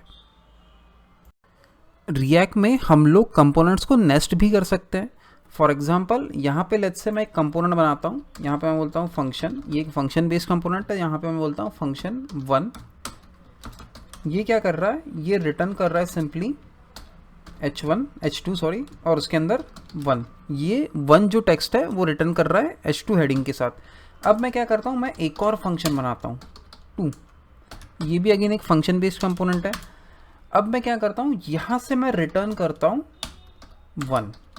तो मैंने क्या किया, मैंने सबसे पहले एक फंक्शन बेस्ड कंपोनेंट बनाया 1 और उसके बाद मैंने एक और कंपोनेंट बनाया 2, और 2 जो है वो नेस्ट कर रहा है 1 को। अब मैं क्या करूँगा, अब मैं 2 को कॉपी करूँगा और यहाँ पे रेंडर करवाऊँगा। अब मैं अगर इस चीज़ को सेव करता हूँ और मेरे वेब ब्राउज़र पे आके रिफ्रेश करता हूँ तो यहाँ पे आप देख सकते हैं रेंडर क्या हो रहा है 1। क्योंकि रेंडर 1 क्यों हो रहा है, क्योंकि 2 जो कंपोनेंट है H2 मेरा जो कंपोनेंट है वो रेंडर किस चीज़ को कर रहा है, 1, और 1 कंपोनेंट क्या रेंडर कर रहा है, सिंपली H2। तो इस वजह से मेरे ब्राउज़र पे क्या रेंडर हो रहा है, 1। अब मैं क्या करता हूँ, मैं एक और एग्जांपल लिखता हूँ क्लास बेस्ड कंपोनेंट का। तो यहाँ पे मैं बोलता हूँ क्लास, अगेन मैं बोलता हूँ C1 एक्सटेंड्स react.component, और ये अगेन रेंडर क्या करेगा, ये रिटर्न कर रहा है H2 के अंदर ये रिटर्न कर रहा है हेलो फ्रॉम कंपोनेंट 1। नेक्स्ट मैं क्या करता हूँ, मैं एक और कंपोनेंट बनाता हूँ क्लास C2, और ये एक्सटेंड किसको कर रहा है, अगेन react.component को, react.component। और ये चीज़ क्या रेंडर कर रही है, रेंडर रिटर्न, ये रिटर्न कर रहा है सिंपली C1 को। तो अगेन जैसा हमने फंक्शन बेस्ड कंपोनेंट में नेस्टिंग किया, वैसा ही हम क्लास बेस्ड कंपोनेंट में नेस्टिंग कर सकते हैं। अब मैं C2 को कॉपी करता हूँ यहाँ पे, और यहाँ पे मैं पेस्ट कर देता हूँ इसको रेंडरर में। अब मैं इस चीज़ को अगर सेव करके मेरे वेब ब्राउज़र पे वापस आऊँगा, तो यहाँ पे आप देख सकते हैं क्या प्रिंट हो रहा है मेरा text, hello from component 1। Again क्योंकि उसका रीज़न ये है कि C2 जो है वो रेंडर कर रहा है C1 को, और C1 रेंडर कर रहा है ये H2 टैग। सो इस तरीके से हमारे कंपोनेंट्स में नेस्टिंग काम करता है। रिएक्ट के जो कंपोनेंट्स होते हैं वो एक प्रॉप्स नाम के फीचर को भी सपोर्ट करते हैं। ये जो प्रॉप्स नाम का फीचर होता है, इसका यूज़ करके हम एक पेरेंट कंपोनेंट से चाइल्ड कंपोनेंट को बेसिकली डेटा पास कर सकते हैं। हम लोग इस चीज़ का एक एग्जांपल देख लेते हैं। सबसे पहले मैं एक फंक्शन बेस्ड कंपोनेंट बनाता हूँ जिसका नाम है मैसेज। तो मैं यहाँ पे बोलता हूँ फंक्शन मैसेज। अब मुझे क्या करना है, यहाँ से रिटर्न करना है एक H1 टैग जो सिंपली जिस भी पर्सन के लिए मैं ये मैसेज यूज़ करूँगा उसको वेलकम करेगा। तो यहाँ पे मैं बोलूँगा वेलकम और उस पर्सन का नाम। अब उस पर्सन का नाम मुझे यहाँ पे डायनेमिकली पॉपुलेट करना है जो मुझे प्रॉप्स से मिलने वाला है। तो सबसे पहले मुझे प्रॉप्स को एक्सेस करना पड़ेगा। फंक्शन बेस्ड कंपोनेंट में मैं प्रॉप्स को कैसे एक्सेस कर सकता हूँ, मैं सिंपली प्रॉप्स नाम का ऑब्जेक्ट एक्सेप्ट कर सकता हूँ मैसेज जो है मेरे कंपोनेंट का फंक्शन उसके अंदर। और ये प्रोवाइड कौन करेगा, ये बाय डिफ़ॉल्ट रिएक्ट मुझे प्रोवाइड करता है। तो अब मैं यहाँ पे बोलता हूँ प्रॉप्स डॉट नेम। तो प्रॉप्स डॉट नेम में मुझे जो पर्सन का नेम है वो मिलेगा। अब मैं क्या करता हूँ, मैं एक और कंपोनेंट बना लेता हूँ यहाँ पे फंक्शन पर्सन। इस पर्सन कंपोनेंट से हम डेटा पास करने वाले हैं मैसेज कंपोनेंट को। तो यहाँ पे मैं बोलता हूँ रिटर्न मैसेज। अब मैं क्या करता हूँ, ये जो पर्सन कंपोनेंट है मैं इसको रेंडर करता हूँ। अब मैं इस चीज़ को कॉपी करता हूँ और इस फाइल को पेस्ट करके सेव करता हूँ। और मेरे वेब ब्राउज़र पे अगर मैं वापस आके देखता हूँ तो यहाँ पे मुझे सिर्फ वेलकम दिख रहा है, उस पर्सन का नाम नहीं दिख रहा है। उसका रीज़न ये है कि अब तक हमने उस पर्सन का नाम जो है मैसेज कंपोनेंट को पास नहीं किया है पर्सन कंपोनेंट से। तो वो पास करने के लिए मुझे क्या करना पड़ेगा, जो भी मेरे प्रॉप्स के ऊपर जो हमने की दी है उसको एज अ एट्रीब्यूट मुझे पास करना पड़ेगा इस मैसेज को। तो मैं सिंपली यहाँ पे क्या बोल सकता हूँ, नेम। तो इस सिचुएशन में क्योंकि प्रॉप्स की जो की थी, प्रॉप्स के अंदर जो प्रॉपर्टी थी उसका नाम नेम था, इस वजह से मैं यहाँ पे नेम पास कर रहा हूँ। तो यहाँ पे मैं बोलता हूँ हर्षल। अब मैं अगर इस चीज़ को सेव करता हूँ और मेरे वेब ब्राउज़र पे वापस आके देखता हूँ तो यहाँ पे आप देख सकते हैं कि मेरा जो टेक्स्ट है वो अपडेट हो चुका है और यहाँ पे क्या टेक्स्ट आ रहा है, वेलकम हर्षल। यहाँ पे मैं प्रॉप्स में जो ये प्रॉपर्टी है इसका नाम कुछ भी दे सकता हूँ। फॉर एग्जांपल मैं यहाँ पे बोल सकता हूँ फर्स्ट नेम। अब मैं अगर यहाँ पे फर्स्ट नेम यूज़ कर रहा हूँ तो मुझे यहाँ पे पास क्या करना पड़ेगा, मुझे यहाँ से फर्स्ट नेम ही पास करना पड़ेगा। अब मैं इस चीज़ को अगर सेव करके मेरे वेब ब्राउज़र पे वापस आकर रिफ्रेश करता हूँ तो अभी भी मुझे सेम रिजल्ट मिल रहा है। मुझे ज़रूरी नहीं है कि हर बार स्टैटिक वैल्यू पास करनी पड़े। मैं यहाँ पे एक वेरिएबल से भी वैल्यू पास कर सकता हूँ। फॉर एग्जांपल मैं यहाँ पे बोलता हूँ कॉन्स्ट नेम और यहाँ पे मैं लेट्स से एक वैल्यू बोलता हूँ रिएक्ट।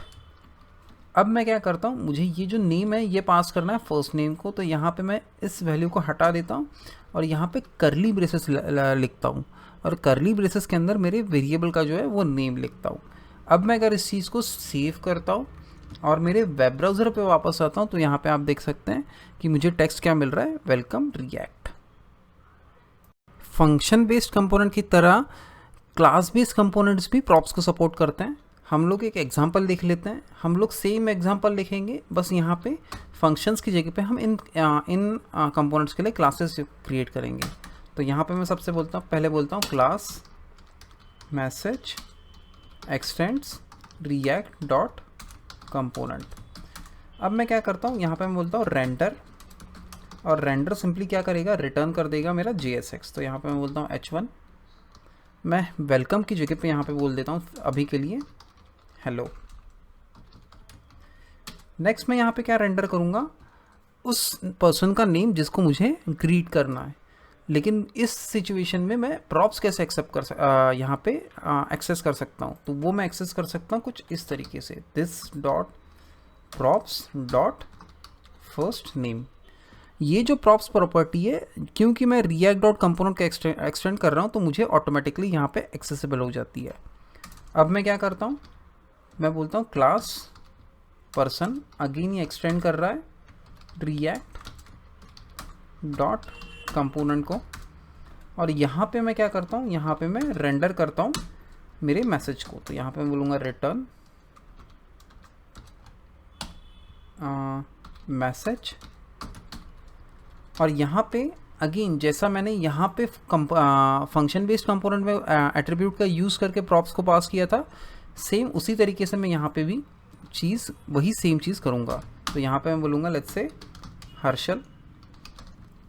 अब मैं अगर इस चीज़ को सेव करता हूँ और मेरे वेब ब्राउज़र पे वापस आके देखता हूँ तो यहाँ पे आप देख सकते हैं कि हेलो हर्षल जो चीज़ है वो यहाँ पे रेंडर हो रही है।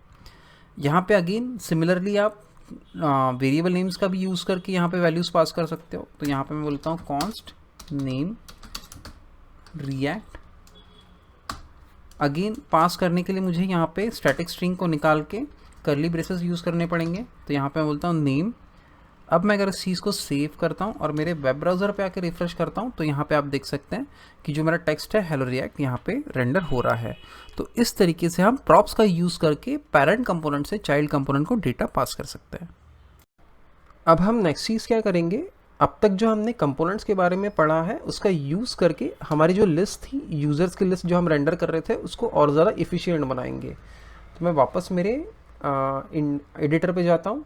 यहाँ पे ये जो कंपोनेंट्स का कोड है जो हमने एग्जाम्पल के लिए देखा था, इसको मैं अभी कमेंट आउट कर देता हूँ। तो मैं सारा का सारा कोड कमेंट आउट कर दूंगा, और उसके बाद ये जो यूज़र्स की लिस्ट का कोड है मैं इसको अनकमेंट कर देता हूँ और मेरे एडिटर को सेव करता हूँ।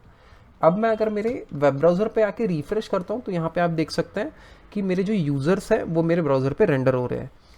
अब मुझे क्या करना है, मुझे ये जो लिस्ट है या ये लिस्ट आइटम है इसको और ज़्यादा रीयूजेबल बनाना है। कल चल के अगर मुझे ये कहीं और भी यूज़ करना पड़े तो मुझे ये 4 लाइन का कोड हर बार लिखना पड़ेगा। तो उस वजह से मुझे क्या करना मेरा जो कोड है वो डुप्लीकेट होता जाएगा। तो उसको अवॉइड करने के लिए हम इस चीज़ को एक कंपोनेंट में कन्वर्ट कर सकते हैं। और जैसा कि हमने पहले देखा था, हम इसी फाइल में एक फिर से कंपोनेंट बना सकते हैं, लेकिन रियल वर्ल्ड में ऐसा नहीं होता है। हमने सिर्फ एग्जाम्पल के लिए यहाँ पे सेम फाइल में अलग अलग कंपोनेंट्स बनाए थे।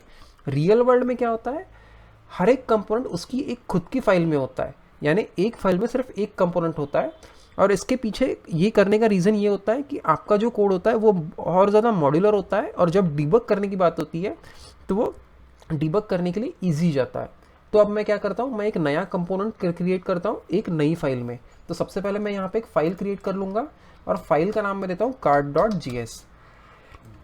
और उसके बाद ये जो सारा कोड है मैं इसको कट कर लूँगा यहाँ से, और यहाँ पे मैं एक नया कंपोनेंट बनाऊँगा। तो मैं कंपोनेंट का नाम देता हूँ कार्ड। यहाँ पे मैं एक फंक्शनल कंपोनेंट बना रहा हूँ। ये कार्ड जो है वो रिटर्न कर देगा सिंपली मेरा जो HTML स्ट्रक्चर था वो।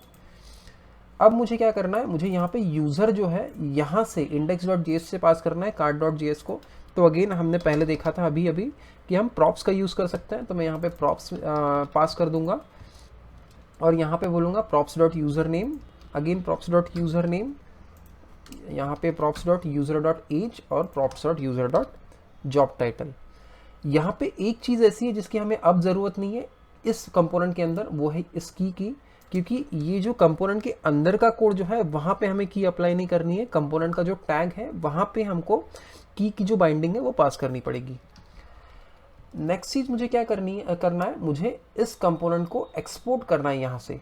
जब मैं इसको एक्सपोर्ट करूँगा तब जाके मैं यहाँ पे इसको ऊपर इंपोर्ट कर पाऊँगा और उसके बाद यहाँ पे आके मेरे मैप में इसको यूज़ कर पाऊँगा। तो मैं एक्सपोर्ट करने के लिए क्या कर सकता हूँ, यहाँ पे मैं सिंपली बोल सकता हूँ एक्सपोर्ट। नेक्स्ट चीज़ मुझे क्या लिखना है, डिफ़ॉल्ट, और उसके बाद कार्ड। ये जो है ये है मेरे फंक्शन का नाम। इस तरीके से हम इसको एक्सपोर्ट कर सकते हैं। अब नेक्स्ट चीज़ मैं क्या करूँगा, इसको index.js पे इंपोर्ट करूँगा। तो यहाँ पे मैं बोलता हूँ ऊपर इंपोर्ट कार्ड फ्रॉम। अब मेरी फाइल का नाम क्या है, कार्ड। यहाँ पे मुझे card.js देने की ज़रूरत नहीं है। अगर हम सिर्फ विदाउट एक्सटेंशन पाथ स्पेसिफाई करेंगे तो बाय डिफ़ॉल्ट रिएक्ट जो है कंसिडर कर लेगा कि फाइल का एक्सटेंशन JS है। अब मैं इस चीज़ को, इस कंपोनेंट को यूज़ करता हूँ मेरे मैप में। तो यहाँ पे मैं बोलता हूँ कार्ड, मुझे C जो है ये वर्ड कैपिटलाइज करना है, तो मैं यहाँ पे बोलता हूँ कार्ड। और उसके बाद मुझे ये जो प्रॉप्स है यहाँ पे यूज़र पास करना है। तो वो मैं कैसे कर सकता हूँ, यहाँ पे अगेन जैसा कि हमने देखा था, मैं यहाँ पे बोलूँगा यूज़र और उसके बाद यहाँ पे मैं उसकी वैल्यू का पास कर दूँगा यूज़र। नेक्स्ट चीज़ मुझे क्या करनी है, मुझे यहाँ पे की स्पेसिफाई करनी है ताकि हम वो जो एरर है वो अवॉइड कर पाए और यूज़र और रिएक्ट जो है कीज़ को मेंटेन कर पाए। तो यहाँ पे मैं सीधा की स्पेसिफाई कर दूंगा और की हमारी इस सिचुएशन में हम स्पेसिफाई कर रहे हैं यूज़र डॉट नेम। आपकी सिचुएशन में जो भी यूनिक वैल्यू है वो आपको की में स्पेसिफाई करनी है। अब मैं अगर इस चीज़ को सेव करता हूँ और मेरे ब्राउज़र पे वापस आता हूँ तो यहाँ पे आप देख रहे हैं कि एक एरर आ रहा है। तो मैं जल्दी से उस एरर को देख लेता हूँ। ओके, यहाँ पे हमने सेमीकोलन दिया था थोड़ी देर पहले, तो उसकी वजह से एरर आ रहा था। तो मैं अब इस चीज़ को वापस से सेव करके रिफ्रेश करता हूँ तो मेरा एरर जा चुका है और यहाँ पे जो हमारी लिस्ट है यूज़र्स की, यहाँ पे सही तरीके से रेंडर हो रही है।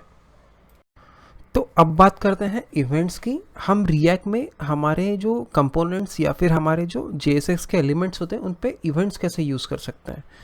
मैं मेरे एडिटर पे वापस जाता हूँ और अभी जो हमने कार्ड कंपोनेंट बनाया था उस पर मैं ऑन क्लिक इवेंट लगाता हूँ।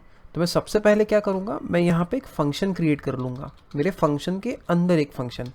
मैं इसका नाम अभी देता हूँ हैंडल इवेंट। इस फंक्शन का नाम मैं कुछ भी दे सकता हूँ। नेक्स्ट चीज़ मैं क्या करूँगा, मैं एक ऑन क्लिक इवेंट अप्लाई करूँगा मेरे पेरेंट डिव पे जिसके अंदर मेरा सारा यूज़र का कंटेंट है। तो मैं यहाँ पे बोलूँगा ऑन क्लिक। आपको एक बात का ध्यान रखना है कि अगर आप जावास्क्रिप्ट यूज़ कर रहे हो, प्लेन जावास्क्रिप्ट, तो ये यूजुअली पूरा स्मॉल केस में होता है, लेकिन रिएक्ट की सिचुएशन में ये कैमल केस में होगा। अब नेक्स्ट चीज़ मैं क्या करता हूँ, यहाँ पे मैं करली ब्रेसेस देता हूँ। ये यहाँ पे एरर आ रहा है क्योंकि मैंने डिव को क्लोज नहीं किया है, तो मैं यहाँ पे क्लोज कर देता हूँ। और यहाँ पे करली ब्रेस के अंदर मुझे वो फंक्शन स्पेसिफाई करना पड़ेगा जो एग्जीक्यूट होगा जब इन कार्ड्स पे क्लिक होगा। तो मैं वो स्पेसिफाई करता हूँ हैंडल इवेंट नाम से। यहाँ पे आपको एक बात का ध्यान रखना है कि मुझे जब ये फंक्शन पास करना है, ये जो फंक्शन है यहाँ पे पास करना है, तो मुझे ये इस तरीके से एग्जीक्यूट नहीं करना है, मुझे सिर्फ उसका जो इंस्टेंस है फंक्शन का वो पास करना है। अब मैं क्या करता हूँ, मैं यहाँ पे सिंपली बोलता हूँ console.log और हम क्या करेंगे, यहाँ पे लॉग कर देंगे props.user.name ताकि हमको पता चले कि किस यूज़र पे हम जो है हम क्लिक कर रहे हैं। अब मैं अगर इस चीज़ को सेव करता हूँ और मेरे वेब ब्राउज़र पे वापस आके रिफ्रेश करता हूँ और किसी भी एक कार्ड पे मैं क्लिक करता हूँ, तो यहाँ पे आप देख सकते हैं कि जिस स्पेसिफिक कार्ड पे मैं क्लिक कर रहा हूँ उस स्पेसिफिक कार्ड का यूज़र नेम हमें हमारे कंसोल पे मिल रहा है। आप यहाँ पे क्लिक के साथ साथ बहुत सारे इवेंट्स लगा सकते हैं, जैसे हम यहाँ पे माउस एंटर भी लगा सकते हैं। तो मैं यहाँ पे बोलूँगा ऑन माउस एंटर। अब क्या होगा, इंस्टेड ऑफ क्लिक जब मैं माउस किसी कार्ड के ऊपर जाके हवर करता हूँ तो उसके बाद ये जो है हैंडल इवेंट, ये फंक्शन एग्जीक्यूट होगा।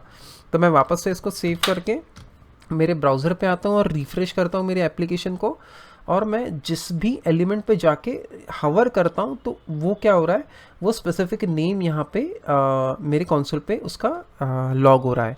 मैं ये जो इवेंट है ज़रूरी नहीं कि मैं पेरेंट कंपोनेंट पे ही लगाऊँ, इसको मैं कट करके मेरे H1 पे भी लगा सकता हूँ। तो यहाँ पे मैं अगर इसको H1 पे लगाता हूँ और इस चीज़ को सेव करके मेरे ब्राउज़र पे आके रिफ़्रेश करता हूँ तो यहाँ पे आप देखेंगे कि मैं अगर कार्ड पे हवर करता हूँ तो यहाँ पे कुछ लॉग नहीं हो रहा है, लेकिन जैसे ही मैं उस H1 पे हवर करता हूँ तो वो चीज़ लॉग हो रही है। यहाँ पे जैसे मैं सैम डो के ऊपर हवर करता हूँ तो सैम डो लॉग हो रहा है, जेन डो और साथ ही साथ जॉन डो। तो इस तरीके से हम इवेंट्स जो है हमारे रिएक्ट एप्लीकेशन में यूज़ कर सकते हैं। रिएक्ट जो है बहुत सारे इवेंट्स को सपोर्ट करता है। एक काम करूँगा मैं, एक डॉक्यूमेंटेशन की लिस्ट है डॉक्यूमेंटेशन में रिएक्ट के, जिसमें वो लिस्ट में सारे के सारे इवेंट्स जो रिएक्ट सपोर्ट करता है वो मेंशन्ड है। वो लिस्ट मैं डिस्क्रिप्शन में डाल के रख दूँगा, वहाँ पे आप आपके रिक्वायरमेंट के अनुसार इवेंट्स जो है वो चूज़ कर सकते हैं। अब नेक्स्ट हम बात करेंगे स्टेट की। रिएक्ट में बेसिकली स्टेट क्या होता है? स्टेट का यूज़ करके बेसिकली कंपोनेंट क्या कर सकता है, कोई वैल्यू को होल्ड कर सकता है। उसे अगर कहीं से वैल्यू मिलती है, फॉर एग्जांपल एक HTTP कॉल कंपोनेंट करता है और वहाँ से उसको कुछ वैल्यू मिलती है, तो वो होल्ड कहाँ करेगा? तो वो होल्ड करेगा स्टेट में। हम इस चीज़ को एक एग्जांपल का यूज़ करके डिटेल में समझते हैं, ठीक है। मैं सबसे पहले मेरे एडिटर पे जाता हूँ और यहाँ पे एक नया कंपोनेंट क्रिएट करता हूँ, और वो कंपोनेंट अगेन मैं एक नई फाइल में क्रिएट करूँगा। तो यहाँ पे मैं एक नई फाइल क्रिएट करता हूँ और कंपोनेंट का नाम दूंगा मैं काउंटर। तो मैंने फाइल का नाम क्या रखा? counter.js। और यहाँ पे मैं ये जो है ये कंपोनेंट मैं क्लास बेस्ड कंपोनेंट बनाऊंगा। तो सबसे पहले मैं यहाँ पे बोलूँगा एक्सपोर्ट क्लास, क्योंकि मुझे ये क्लास कहीं और यूज़ करनी है किसी और जगह पे, तो इसलिए मैं यहाँ पे बोलूँगा एक्सपोर्ट डिफ़ॉल्ट क्लास, और क्लास का नाम मैं क्या दे रहा हूँ? काउंटर। काउंटर। और ये क्या करेगा? हमने हमारे कंपोनेंट्स में पहले देखा था कि क्लास बेस्ड कंपोनेंट्स किसको एक्सटेंड करते हैं? रिएक्ट डॉट कंपोनेंट को। यहाँ पे मैं बोलता हूँ रिएक्ट डॉट कंपोनेंट। तो यहाँ पे आपने देखा कि मैंने रिएक्ट को इंपोर्ट किया और उसके बाद एक क्लास बनाया जो एक्सटेंड कर रहा है रिएक्ट कंपोनेंट को।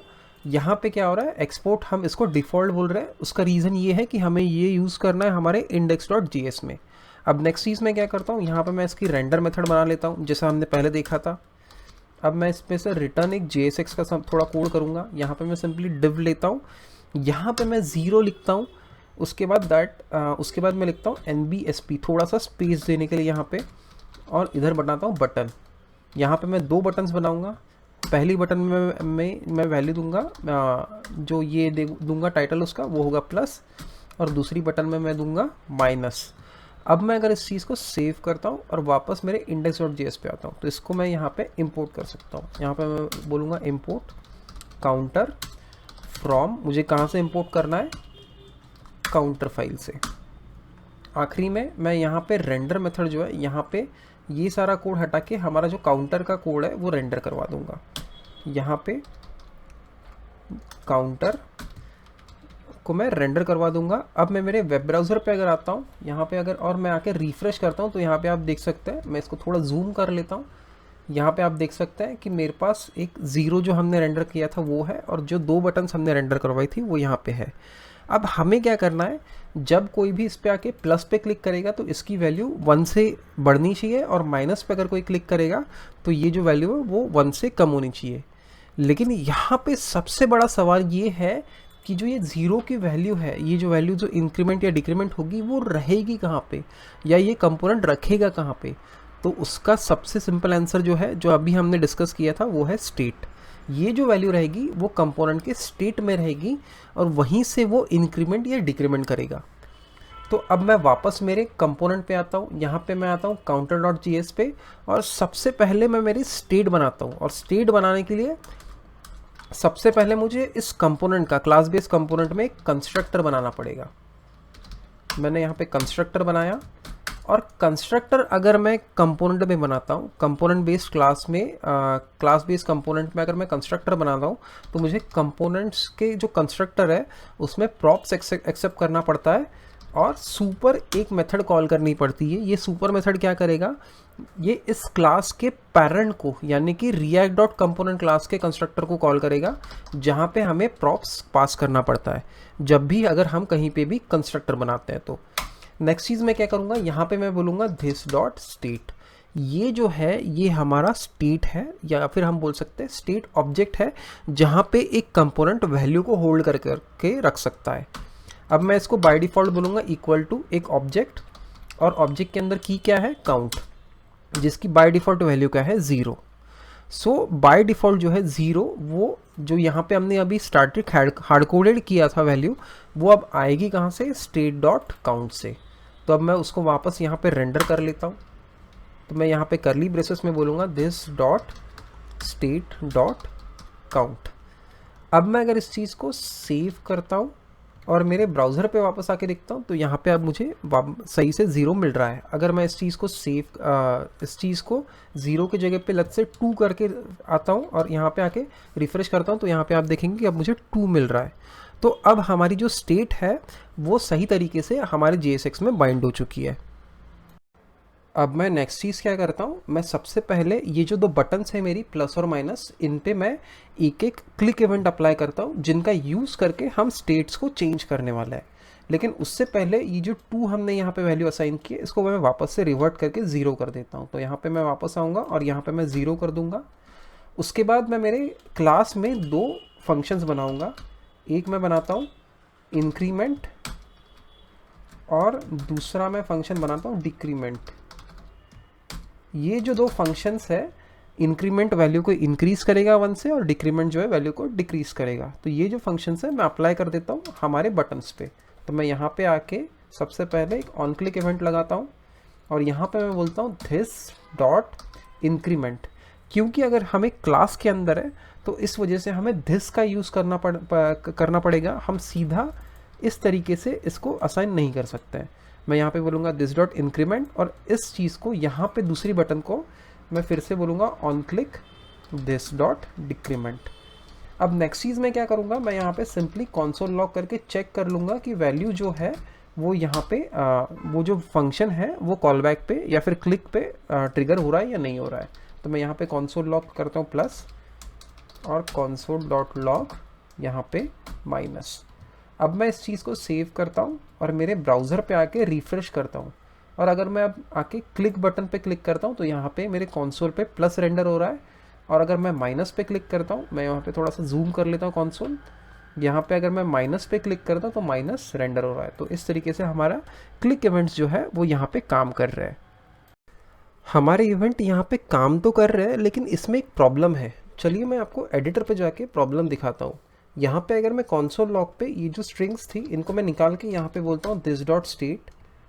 अगेन मैं डिक्रीमेंट में भी जाता हूँ और यहाँ पे मैं बोलता हूँ दिस डॉट स्टेट, और इस चीज़ को अगर मैं सेव करके मेरे ब्राउज़र पे वापस आता हूँ और यहाँ पे रिफ़्रेश करता हूँ, और अब अगर मैं प्लस पे क्लिक करता हूँ तो यहाँ पे आप देख सकते हैं कि मुझे एरर मिल रहा है। यहाँ पे मैं इसको थोड़ा जूम आउट कर लेता हूँ। यहाँ पे आप देख सकते हैं कि मुझे एरर मिल रहा है, उसे स्टेट जो है ये अनडिफाइंड मिल रहा है। उसका रीज़न ये है कि जब हम एक जो पैरामीटर होता है, मैं इसको थोड़ा सा कोलैप्स कर लेता हूँ, यहाँ पे जब हम ऑन क्लिक को एक मेथड पास करते हैं, क्लास की मेथड, ना कि हमारे फंक्शन को, ना कि एक फंक्शन, तो क्या होता है उस मेथड का जो स्कोप होता है वो लॉस्ट हो जाता है, या फिर वो बोल सकते हैं कि वो जो स्कोप होता है वो खो जाता है, और वो जो दिस की वैल्यू है वो फंक्शन भूल जाता है। इस प्रॉब्लम का एकदम सिंपल सोल्यूशन है। मुझे क्या करना है, मुझे इस फंक्शन पे एक मेथड कॉल करनी है जो है दिस डॉट बाइंड, और इस बाइंड मेथड को मुझे पास करना है दिस। सेम चीज़ मैं मेरे डिक्रीमेंट पे भी करूँगा। यहाँ पे मैं बोलूँगा डिक्रीमेंट डॉट बाइंड और यहाँ पे मैं पास कर दूँगा दिस। अब मैं अगर इस चीज़ को सेव करता हूँ और मेरे वेब ब्राउज़र पे आके रिफ़्रेश करता हूँ, और अब अगर मैं इसको प्लस पे क्लिक करता हूँ या माइनस पे क्लिक करता हूँ, तो यहाँ पे आप देख सकते हैं कि मेरी जो स्टेट है, या फिर बोल सकते हैं मेरा जो स्टेट ऑब्जेक्ट है, यहाँ पे कंसोल पे सही से लॉग हो रहा है। अगर आपको बाइंड मेथड के बारे में और इन्फॉर्मेशन चाहिए तो मुझे कमेंट सेक्शन में कमेंट करके बताइए, मैं इस पे बाइंड मेथड पे भी एक अलग से वीडियो बनाऊँगा। अब हमारा काम ऑलमोस्ट हो चुका है। मुझे बस इंक्रीमेंट और डिक्रीमेंट मेथड्स में जाके हमारी स्टेट को चेंज करवाने के लिए कोड लिखना है। तो मैं मेरे एडिटर पे जाता हूँ और इंक्रीमेंट पे मैं बोलता हूँ this dot state dot count. मुझे जो ये वैल्यू है ये 1 से इंक्रीमेंट करनी है, तो यहाँ पे मैं लिखता हूँ प्लस प्लस। लेकिन क्या आपको लगता है ये जो मैंने कोड लिखा है ये काम करेगा? चलिए देखते हैं। मैं इस चीज़ को सेव करता हूँ और मेरे वेब ब्राउज़र पे वापस आके देखता हूँ। अब अगर मैं इस चीज़ को प्लस प्लस पे क्लिक करता हूँ तो यहाँ पे आप देख सकते हैं कि मेरी जो स्टेट है वो इंक्रीज़ नहीं हो रही है, और साथ ही साथ मेरी जो यहाँ पे जो वैल्यू है ये यहाँ पे री रेंडर नहीं हो रही है। उसका रीज़न ये है कि यहाँ पे जो हमने किया है ये सही तरीका नहीं है स्टेट को इंक्रीमेंट करने का। स्टेट को इंक्रीमेंट करने के लिए हमारे पास एक मेथड होती है जिसका नाम होता है this डॉट सेट स्टेट, और इस मेथड के अंदर हमने जो स्टेट पास की थी ऑब्जेक्ट यहाँ पे जो हमने असाइन की थी वो सेम यहाँ पे मुझे अप्लाई करनी पड़ती है। अब मैं क्या करता हूँ, यहाँ पे 0 की जगह पे यहाँ पे हार्ड कोडेड वैल्यू देता हूँ 100। तो जब भी मैं इंक्रीमेंट पे क्लिक करूँगा यहाँ पे 100 आ जाएगा। तो मैं इस चीज़ को सेव करता हूँ और मेरे वेब ब्राउज़र पे आके देखता हूँ और प्लस पे क्लिक करता हूँ तो यहाँ पे आप देख सकते हैं मुझे हेल्प वैल्यू जो है वो सीधा 100 मिल रही है। अब मुझे क्या करना है, मुझे जो वैल्यू है बाय डिफ़ॉल्ट स्टेट की जो वैल्यू है उसको +1 करके यहाँ पे रिप्रेजेंट करना है। तो वो मैं कैसे कर सकता हूँ, यहाँ पे मैं सबसे पहले कॉन्स्ट क्रिएट कर लेता हूँ जिसका नाम है न्यू वैल्यू। नेक्स्ट चीज़ मुझे क्या करनी है, मुझे स्टेट की वैल्यू 1 से इंक्रीमेंट करनी है और उसके बाद वो वहाँ पे मुझे अपडेट करनी है मेरे ब्राउज़र पे। तो मैं यहाँ पे बोलूँगा this dot state dot count. मुझे यहाँ पे क्या करना पड़ेगा +1, क्योंकि मुझे ये जो वैल्यू है वो 1 से इंक्रीमेंट करनी है। अब मैं क्या करूँगा, ये जो नई वैल्यू है जो इंक्रीमेंटेड वैल्यू है वो यहाँ पे जो 100 हमने हार्ड कोड दिया था उसकी जगह पे मैं यहाँ पे पेस्ट कर दूँगा। अब मैं अगर इस चीज़ को सेव करता हूँ और मेरे वेब ब्राउज़र पे आके रिफ़्रेश करता हूँ और प्लस बटन पे क्लिक करता हूँ तो यहाँ पे आप देख सकते हैं कि मेरी जो वैल्यू है वो हर बार जब भी मैं प्लस पे क्लिक करता हूँ तो 1 से इंक्रीमेंट हो रही है। सिमिलरली मैं डिक्रीमेंट का भी मेथड इंप्लीमेंट कर सकता हूँ। यहाँ पे मैं बोलूँगा const dot new value equal to this dot state dot count. पहले हमने +1 किया था, यहाँ पे हम क्या करेंगे -1।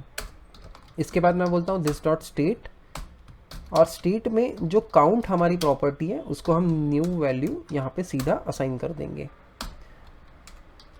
अब मैं क्या करता हूँ, यहाँ पे मेरे यहाँ पे फाइल को सेव करके मेरे ब्राउज़र पे आता हूँ और यहाँ पे अगर मैं प्लस पे क्लिक करता हूँ तो मेरी जो वैल्यू है वो +1 से इंक्रीमेंट हो रही है। और अगर आप देख सकते हैं अगर मैं माइनस पे क्लिक करता हूँ तो मेरी जो वैल्यू है वो 1 से डिक्रीज़ हो रही है। यहाँ पे हम लोग एक और इम्प्रूवमेंट कर सकते हैं। यहाँ पे आप देख सकते हैं कि अगर मैं माइनस पे क्लिक करता जाता हूँ तो एक ऐसा पॉइंट आता है कि मेरी वैल्यूज़ नेगेटिव में जाना शुरू हो जाता है। और मुझे यहाँ पे क्या चाहिए, लेट्स से मुझे यहाँ पे चाहिए कि माइनस बटन तभी काम करे जब वैल्यू जो है वो 0 से ज़्यादा है। तो यहाँ पे मैं सिंपली एक इफ़ कंडीशन लगा सकता हूँ। यहाँ पे मैं बोल सकता हूँ if this dot state dot count is greater than 0। अगर वो 0 से ज़्यादा है तभी हमें स्टेट को इंक्रीमेंट करना है। तो ये जो सारा कोड है मैं इफ़ स्टेटमेंट के अंदर मूव कर दूंगा। अब मैं अगर इस चीज़ को सेव करता हूँ और मेरे ब्राउज़र पे आके रिफ़्रेश करता हूँ तो यहाँ पे आप देख सकते हैं कि अब मैं अगर माइनस पे क्लिक करूँगा तो वैल्यू चेंज नहीं हो रही है, क्योंकि अभी जो वैल्यू है वो 0 है, यानी कि 0 से ज़्यादा नहीं है। अब मैं अगर इसको प्लस करता हूँ और फिर माइनस बटन क्लिक करता हूँ तो आप यहाँ पे देख सकते हैं कि माइनस बटन मेरा तब तक काम करता है जब तक वैल्यू 0 से ज़्यादा है। जैसे ही वैल्यू 0 हो जाती है तो माइनस बटन मेरा काम करना बंद कर देता है। तो अब हम लोग पहुँच चुके हैं हमारे कोर्स के आखिरी सेक्शन में, और इस सेक्शन में हम लोग ये टिक टैक टो गेम बनाने वाले हैं। जैसा कि आप यहाँ पे देख सकते हैं मेरे पास एक टिक टैक टो गेम का बोर्ड है। यहाँ पे सबसे पहले प्लेयर 1 खेलेगा। जैसे ही वो क्लिक करता है किसी बॉक्स पे तो वो एक्स आ जाएगा उस पर मार्क। जैसे ही प्लेयर 1 खेल लेता है उसके बाद प्लेयर 2 की बारी आ जाएगी। प्लेयर 2 जब किसी चीज़ पे क्लिक करेगा तो उस पर ओ आ जाएगा। फिर से प्लेयर 1 की बारी आएगी जैसे ही प्लेयर 2 खेल लेता है। प्लेयर 2 के खेलने के बाद फिर से अगेन प्लेयर 1 की बारी आ जाएगी। और अगर प्लेयर 1 एक ही लाइन में एक्स ला लेता है या प्लेयर 2 एक ही लाइन में ओ ला लेता है तो उस सिचुएशन में वो प्लेयर जीत जाएगा। और यहाँ पे हमारा गेम डिटरमाइन करके बताएगा कि कौन सा प्लेयर जीता है। अगर कोई भी प्लेयर नहीं जीतता है तो उस सिचुएशन में हमारा गेम सिंपली ड्रॉ ये अलर्ट हमारे एप्लीकेशन पे देगा। तो चलिए अब देखते हैं ये हम एप्लीकेशन कैसे बना सकते हैं। तो अब हम लोग सबसे पहली चीज़ क्या करेंगे, हम एक नया रिएक्ट एप्लीकेशन क्रिएट करते हैं। और जैसा कि हमने पहले भी देखा था, रिएक्ट एप्लीकेशन बनाने के लिए हमें कमांड कौन सी चलानी पड़ेगी, npx create react app। और इस एप्लीकेशन का नाम हम क्या देंगे, टिक टैक और आखिरी में टो। अब मैं ये जैसे ही कमांड एंटर करता हूँ तो मेरा जो रिएक्ट है वो रिएक्ट का जो CLI है वो एक नई एप्लीकेशन जनरेट करना स्टार्ट कर देगा। तो जैसा कि अब आप यहाँ पे देख सकते हैं मेरा इंस्टॉलेशन कंप्लीट हो चुका है। अब मैं नेक्स्ट चीज़ क्या करूँगा, मैं इस एप्लीकेशन को ओपन करूँगा मेरे विजुअल स्टूडियो कोड में। तो मैं सबसे पहले क्या करता हूँ, मैं CD का यूज़ करके उस फोल्डर के अंदर जाता हूँ। तो मैं यहाँ पे बोलूँगा CD टिक-टैक-टो, और उसके बाद विजुअल स्टूडियो कोड में ओपन करने के लिए मैं यहाँ पे सिंपली बोलूँगा कोड स्पेस डॉट। अब मैं जैसे ही एंटर दबाता हूँ, ये जो प्रोजेक्ट है मेरा विजुअल स्टूडियो कोड में ओपन हो जाएगा। तो अब सबसे पहली चीज़ हम क्या करेंगे, हम इस सर्वर को बूट करेंगे। तो मैं मेरे कमांड प्रॉम्प्ट पे जाता हूँ और यहाँ पे बोलता हूँ npm start, जो मेरे रिएक्ट के सर्वर को स्टार्ट करेगा और हमारी एप्लीकेशन हमारे ब्राउज़र पे लोड करेगा। अब नेक्स्ट चीज़ मैं क्या करता हूँ, ये मेरी एप्लीकेशन यहाँ पे लोड हो चुकी है। अब नेक्स्ट चीज़ मैं क्या करता हूँ, यहाँ पे जो बॉयलर प्लेट कोड रिएक्ट के साथ आएगा मैं उस कोड को निकाल दूँगा। तो मैं मेरे app.js में जाऊँगा, जहाँ पे ये सारा कोड है। यहाँ पे मेरी src में app.js है, जहाँ पे ये सारा कोड है। उसको निकालने के लिए मैं सिंपली यहाँ पे जाऊँगा और यहाँ से हेडर से सारा का सारा कोड निकाल दूंगा और मेरे ब्राउज़र पे आके रिफ्रेश करूँगा। तो आप यहाँ पे देख सकते हैं कि मुझे अब एकदम क्लीन स्लेट मिल रही है, जहाँ पे मैं मेरा टिक-टैक-टो जो एप्लीकेशन है वो बना सकता हूँ। अब नेक्स्ट चीज़ मैं क्या करूँगा, एक नया कंपोनेंट बनाऊँगा। तो मैं यहाँ पे बोलता हूँ नई फाइल में टिक टैक और to.js। नेक्स्ट चीज़ मैं क्या करूँगा, यहाँ पे एक क्लास बनाऊँगा। मैं यहाँ पे बोलता हूँ class tic tac toe extends. मुझे ये एक्सटेंड करना है अगेन मेरे रिएक्ट डॉट कंपोनेंट क्लास से। मुझे यहाँ पे ऊपर रिएक्ट इम्पोर्ट भी करना पड़ेगा। तो मैं यहाँ पे बोलता हूँ इम्पोर्ट रिएक्ट फ्रॉम रिएक्ट। उसके बाद मुझे क्या करना पड़ेगा, मुझे ये क्लास को एक्सपोर्ट करना पड़ेगा। तो मैं यहाँ पे बोलता हूँ एक्सपोर्ट डिफ़ॉल्ट टिक-टैक-टो। अब मैं क्या करता हूँ, यहाँ पे मैं एक बेसिक सा रेंडर मेथड बना लेता हूँ। यहाँ पे मैं बोलता हूँ रेंडर और यहाँ पे सिंपली रिटर्न कर देता हूँ टिक-टैक-टो। इसके आखिरी में मैं सेमीकोलन देता हूँ। अब मैं मेरे app.js में जाता हूँ। आपने देखा होगा हमने हमारे मैक्सिमम ट्यूटोरियल्स में पहले के हमने index.js में कोड लिखा था, लेकिन इस ट्यूटोरियल में हमारा जो रूट कंपोनेंट है app.js उसके अंदर हम सारा कोड लिखने वाला है। तो अब यहाँ पे मैं बोलता हूँ इम्पोर्ट टिक-टैक-टो फ्रॉम ये जो टिक-टैक-टो.js फाइल है वहाँ से। अब मैं उसके बाद यहाँ पे लिखता हूँ टिक-टैक-टो और इस टैग को मैं क्लोज कर देता हूँ और इस फाइल को सेव करके मेरे ब्राउज़र पे वापस आता हूँ। तो यहाँ पे आप देख सकते हैं कि जो टेक्स्ट है टिक-टैक-टो यहाँ पे लोड हो रहा है। अब नेक्स्ट चीज़ मुझे क्या करनी है, मुझे नेक्स्ट चीज़ जो है वो रेंडर करवाना है मेरा टिक-टैक-टो का वो मैट्रिक्स। तो उसके लिए मुझे सबसे पहले कुछ स्टेट में वैल्यू स्टोर करनी पड़ेगी। तो अगेन जैसा हमने पहले भी देखा था, मुझे सबसे पहले कंस्ट्रक्टर बनाना पड़ेगा। कंस्ट्रक्टर एक्सेप्ट करेगा प्रॉप्स, जो मैं ऊपर सुपर को पास कर दूंगा। सुपर मीन्स मेरे पेरेंट कंस्ट्रक्टर को। नेक्स्ट मैं क्या करता हूँ, यहाँ पे मैं लिखता हूँ this dot state equal to मेरा जो स्टेट ऑब्जेक्ट है उसके अंदर मैं एक एरे क्रिएट करूँगा मैट्रिक्स नाम का। यहाँ पे मैं बोलता हूँ मैट्रिक्स, और ये मैट्रिक्स क्या करेगा, बेसिकली ये एक 2 डायमेंशनल एरे यहाँ पे क्रिएट करेगा। तो यहाँ पे मेरे डायमेंशन में हर एक जगह पे नल ऐसा आ रहा है फिलहाल। तो बाय डिफ़ॉल्ट मेरा सारा जो ये होगा मेरे टिक-टैक-टो बोर्ड के सारे जो कॉलम्स होंगे वो बाय डिफ़ॉल्ट एम्प्टी होंगे। तो उस वजह से हमने यहाँ पे नल ऐसी वैल्यूज़ इनिशियलाइज़ की है। अब नेक्स्ट चीज़ मैं क्या करता हूँ, मैं जो बोर्ड है मेरा टिक-टैक-टो का वो रेंडर करता हूँ। तो यहाँ से डिव में से ये टेक्स्ट में हटा देता हूँ। इस डिव को मैं एक क्लास नेम दे देता हूँ। लेट्स से क्लास नेम होगा मेरा यहाँ पे गेम। उसके बाद इसके अंदर मैं एक एक्सप्रेशन के अंदर मैं बोलता हूँ दिस डॉट मैट्रिक्स। तो हमने हमारी लिस्ट रेंडर की थी, उसी तरीके से मुझे मैट्रिक्स रेंडर करना है। तो मैं यहाँ पे बोलता हूँ मैट्रिक्स डॉट यहाँ पे मैट्रिक्स नहीं स्टेट डॉट मैट्रिक्स होगा, क्योंकि हमारी जो वैल्यू है वो स्टेट के अंदर है। State dot matrix dot map, state dot matrix dot map. तो यहाँ पे मैप में 1 by 1 जो रोज है मुझे वो मिलने वाली है मैप में। तो यहाँ पे मैं बोलता हूँ रो, और उसके बाद यहाँ पे मैं रिटर्न कर दूंगा जो मेरी रो है डॉट मैप। अगेन मैंने रो पे भी एक एरे मैप लगाया है, सबसे ऊपर वाला मैप जो है वो इस पेरेंट एरे पे लगेगा, उसके अंदर वाला जो मैप है वो 1 बाय 1 इन चाइल्ड एरेज पे लगेगा। अब रो के अंदर क्या है, मेरे कॉलम्स है, तो मैं यहाँ पे बोलता हूँ कॉल, और कॉल क्या रिटर्न कर देंगे, कॉल रिटर्न करेंगे मेरे सिंपली प्लेन डिव्स को। तो यहाँ पे मैं डिव ओपन करता हूँ और यहाँ पे क्लोज करता हूँ, और ये जो रो है ये अगेन एक डिव रिटर्न करेगा। तो यहाँ पे मैं लिखता हूँ डिव,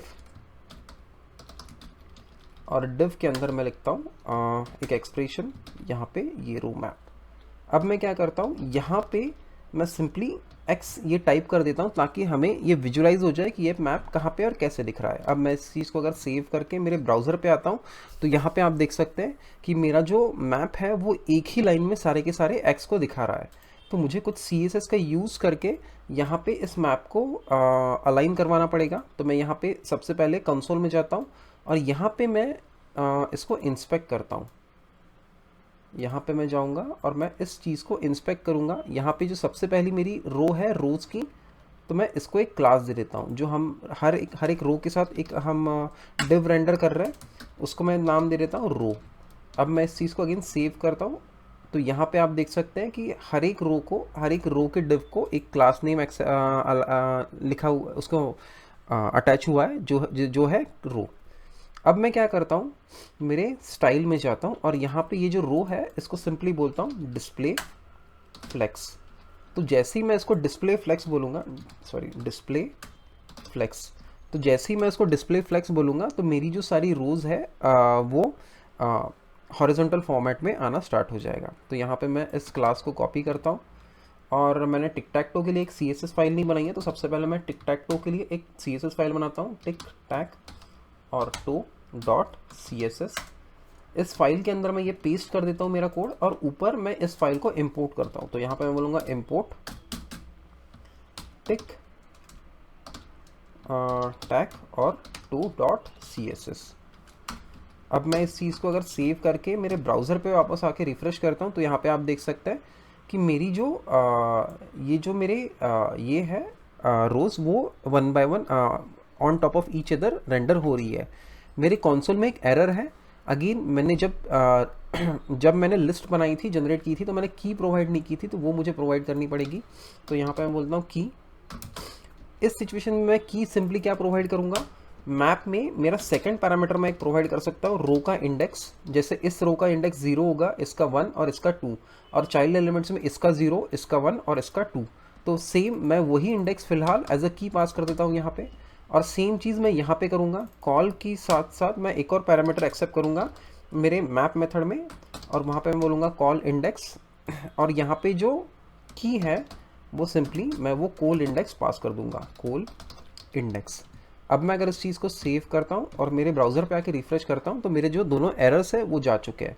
अब मैं इसको थोड़ा और स्टाइल कर लेता हूँ। मेरी जो इंडिविजुअल कॉल्स है इनको भी मैं एक क्लास लगा देता हूँ। तो यहाँ पे मैं बोलता हूँ लेट्स से क्लास नेम मैं इनको दूंगा कॉल, और इनको कॉल को मैं क्या प्रॉपर्टीज लगाऊंगा, मैं बोलता हूँ कॉल, इसकी मैं विड्थ सेट कर दूंगा 50 पिक्सल, इसकी मैं हाइट भी सेट कर दूंगा सेम 50 पिक्सल, और इसके बाद मैं इस पे बॉर्डर सेट कर दूंगा, बॉर्डर 1 पिक्सल की सॉलिड, और जो होगी वाइट।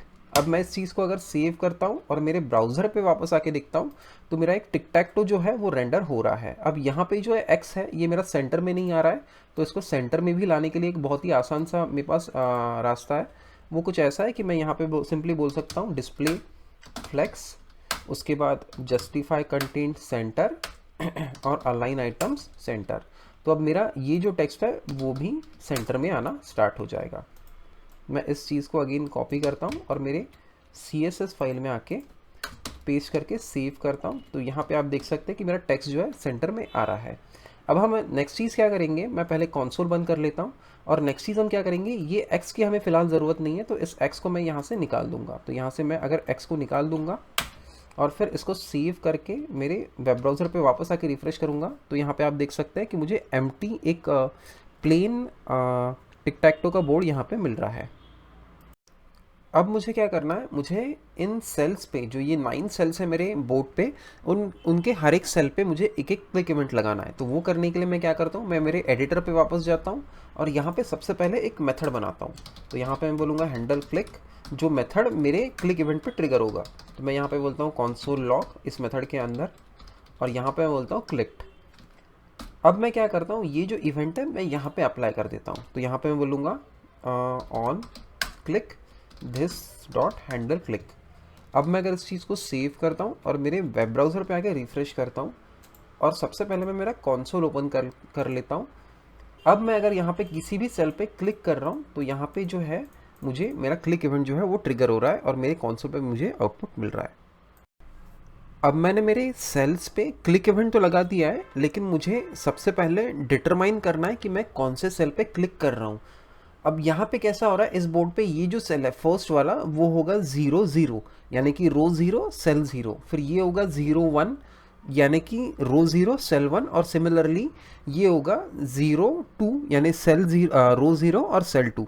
अब हम लोग एक काम करते हैं, हम जो ये वैल्यूज़ हमने अभी मैंने बोली थी, ये मैं सीधा यहाँ पे अभी के लिए कंसोल मेरे HTML में प्रिंट कर लेता हूँ, ताकि हमें समझ में आ जाए कि हम किस रो पे क्लिक कर रहे हैं या फिर किस सेल पे क्लिक कर रहे हैं। तो मैं यहाँ पे जाता हूँ मेरे HTML में, और यहाँ पे जहाँ पे मैं सेल रेंडर कर रहा हूँ, यहाँ पे मैं सबसे पहले सिंपली रेंडर करता हूँ मेरा रो इंडेक्स, ताकि मुझे रोज़ डिटरमाइन हो जाए। और उसके बाद मैं यहाँ पे प्रिंट करता हूँ मेरा कॉल इंडेक्स। अब मैं अगर इस चीज़ को सेव करके मेरे ब्राउज़र पे वापस आता हूँ, तो यहाँ पे आप देख सकते हैं कि मुझे यहाँ पे रो इंडेक्स मिल और कॉल इंडेक्स सही से मिल रहा है। यानी ये रो है 0 0, ये है 0 1 0 2, सिमिलरली 1 0 1 1 1 2 2 0 2 1 और 2 2। अब मुझे क्या करना है, मुझे पता करना है कि मैं कौन से सेल पे क्लिक कर रहा हूँ। तो वो करने के लिए मुझे हैंडल क्लिक को ये रो इंडेक्स और कॉल इंडेक्स मुझे पास करना पड़ेगा।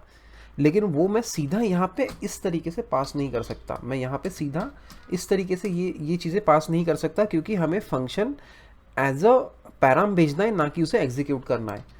तो इस प्रॉब्लम को फिक्स करने के लिए सिंपली मैं एरो फंक्शंस यहाँ पे यूज़ कर सकता हूँ। तो यहाँ पे मैं एक एरो फंक्शन स्पेसिफाई करूँगा जो बाद में कॉल करेगा मेरे हैंडल क्लिक को। तो यहाँ पे मेरा एरो फंक्शन जा रहा है जो कॉल कर रहा है हैंडल क्लिक को, और हैंडल क्लिक को हम सिंपली वैल्यूज क्या पास कर सकते हैं, रो इंडेक्स और कॉल इंडेक्स।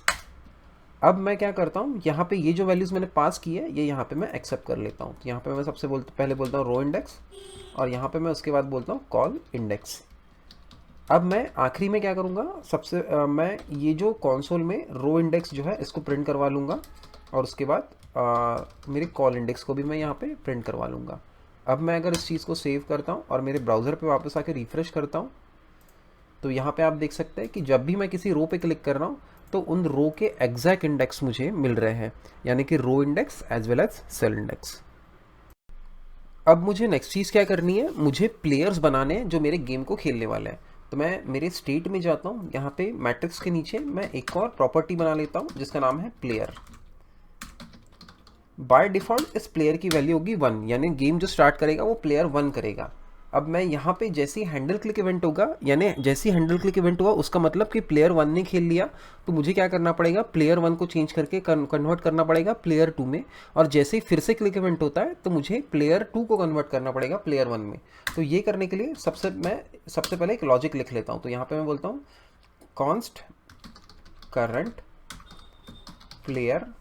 अगर करंट प्लेयर जो है this dot state dot player, अगर करंट प्लेयर जो है वो अगर 1 है तो मुझे सेव क्या करना है 2, या क्योंकि अगला प्लेयर जो होगा वो 2 होगा। और अगर वो 1 नहीं है तो इसका मतलब वो 2 है। तो मैं यहाँ पे करंट प्लेयर में सेव क्या करूँगा 1। अब मुझे नेक्स्ट चीज़ क्या करनी है, मुझे सिम्बल्स डिटरमाइन करने हैं। तो x जो होगा वो प्लेयर 1 के लिए है, और o जो होगा वो प्लेयर 2 के लिए। तो यहाँ पे मैं बोलता हूँ const symbol this dot state dot player equal to 1। अगर प्लेयर 1 है तो उसका सिंबल क्या होगा x, अगर प्लेयर 2 है तो उसका सिंबल क्या होगा O। अब मुझे नेक्स्ट चीज़ क्या करनी है, मुझे नेक्स्ट डिटरमाइन करना है कि कौन से सेल में वो रेंडर हो रहा है, जो कि हमें पता चल रहा है रो इंडेक्स और कॉल इंडेक्स से। तो मैं क्या करता हूँ, सबसे पहले एक अपडेटेड मैट्रिक्स नाम का प्रॉपर्टी बना लेता हूँ, जहाँ पे ये जो मैट्रिक्स है ये हमें अपडेट करके सेव करना है। तो अपडेट मैट्रिक्स में सबसे पहले मुझे क्या करना पड़ेगा, मुझे बोलना पड़ेगा this dot state dot matrix. तो मैंने मैट्रिक्स की जो वैल्यू थी वो अपडेटेड मैट्रिक्स में सेव कर दी।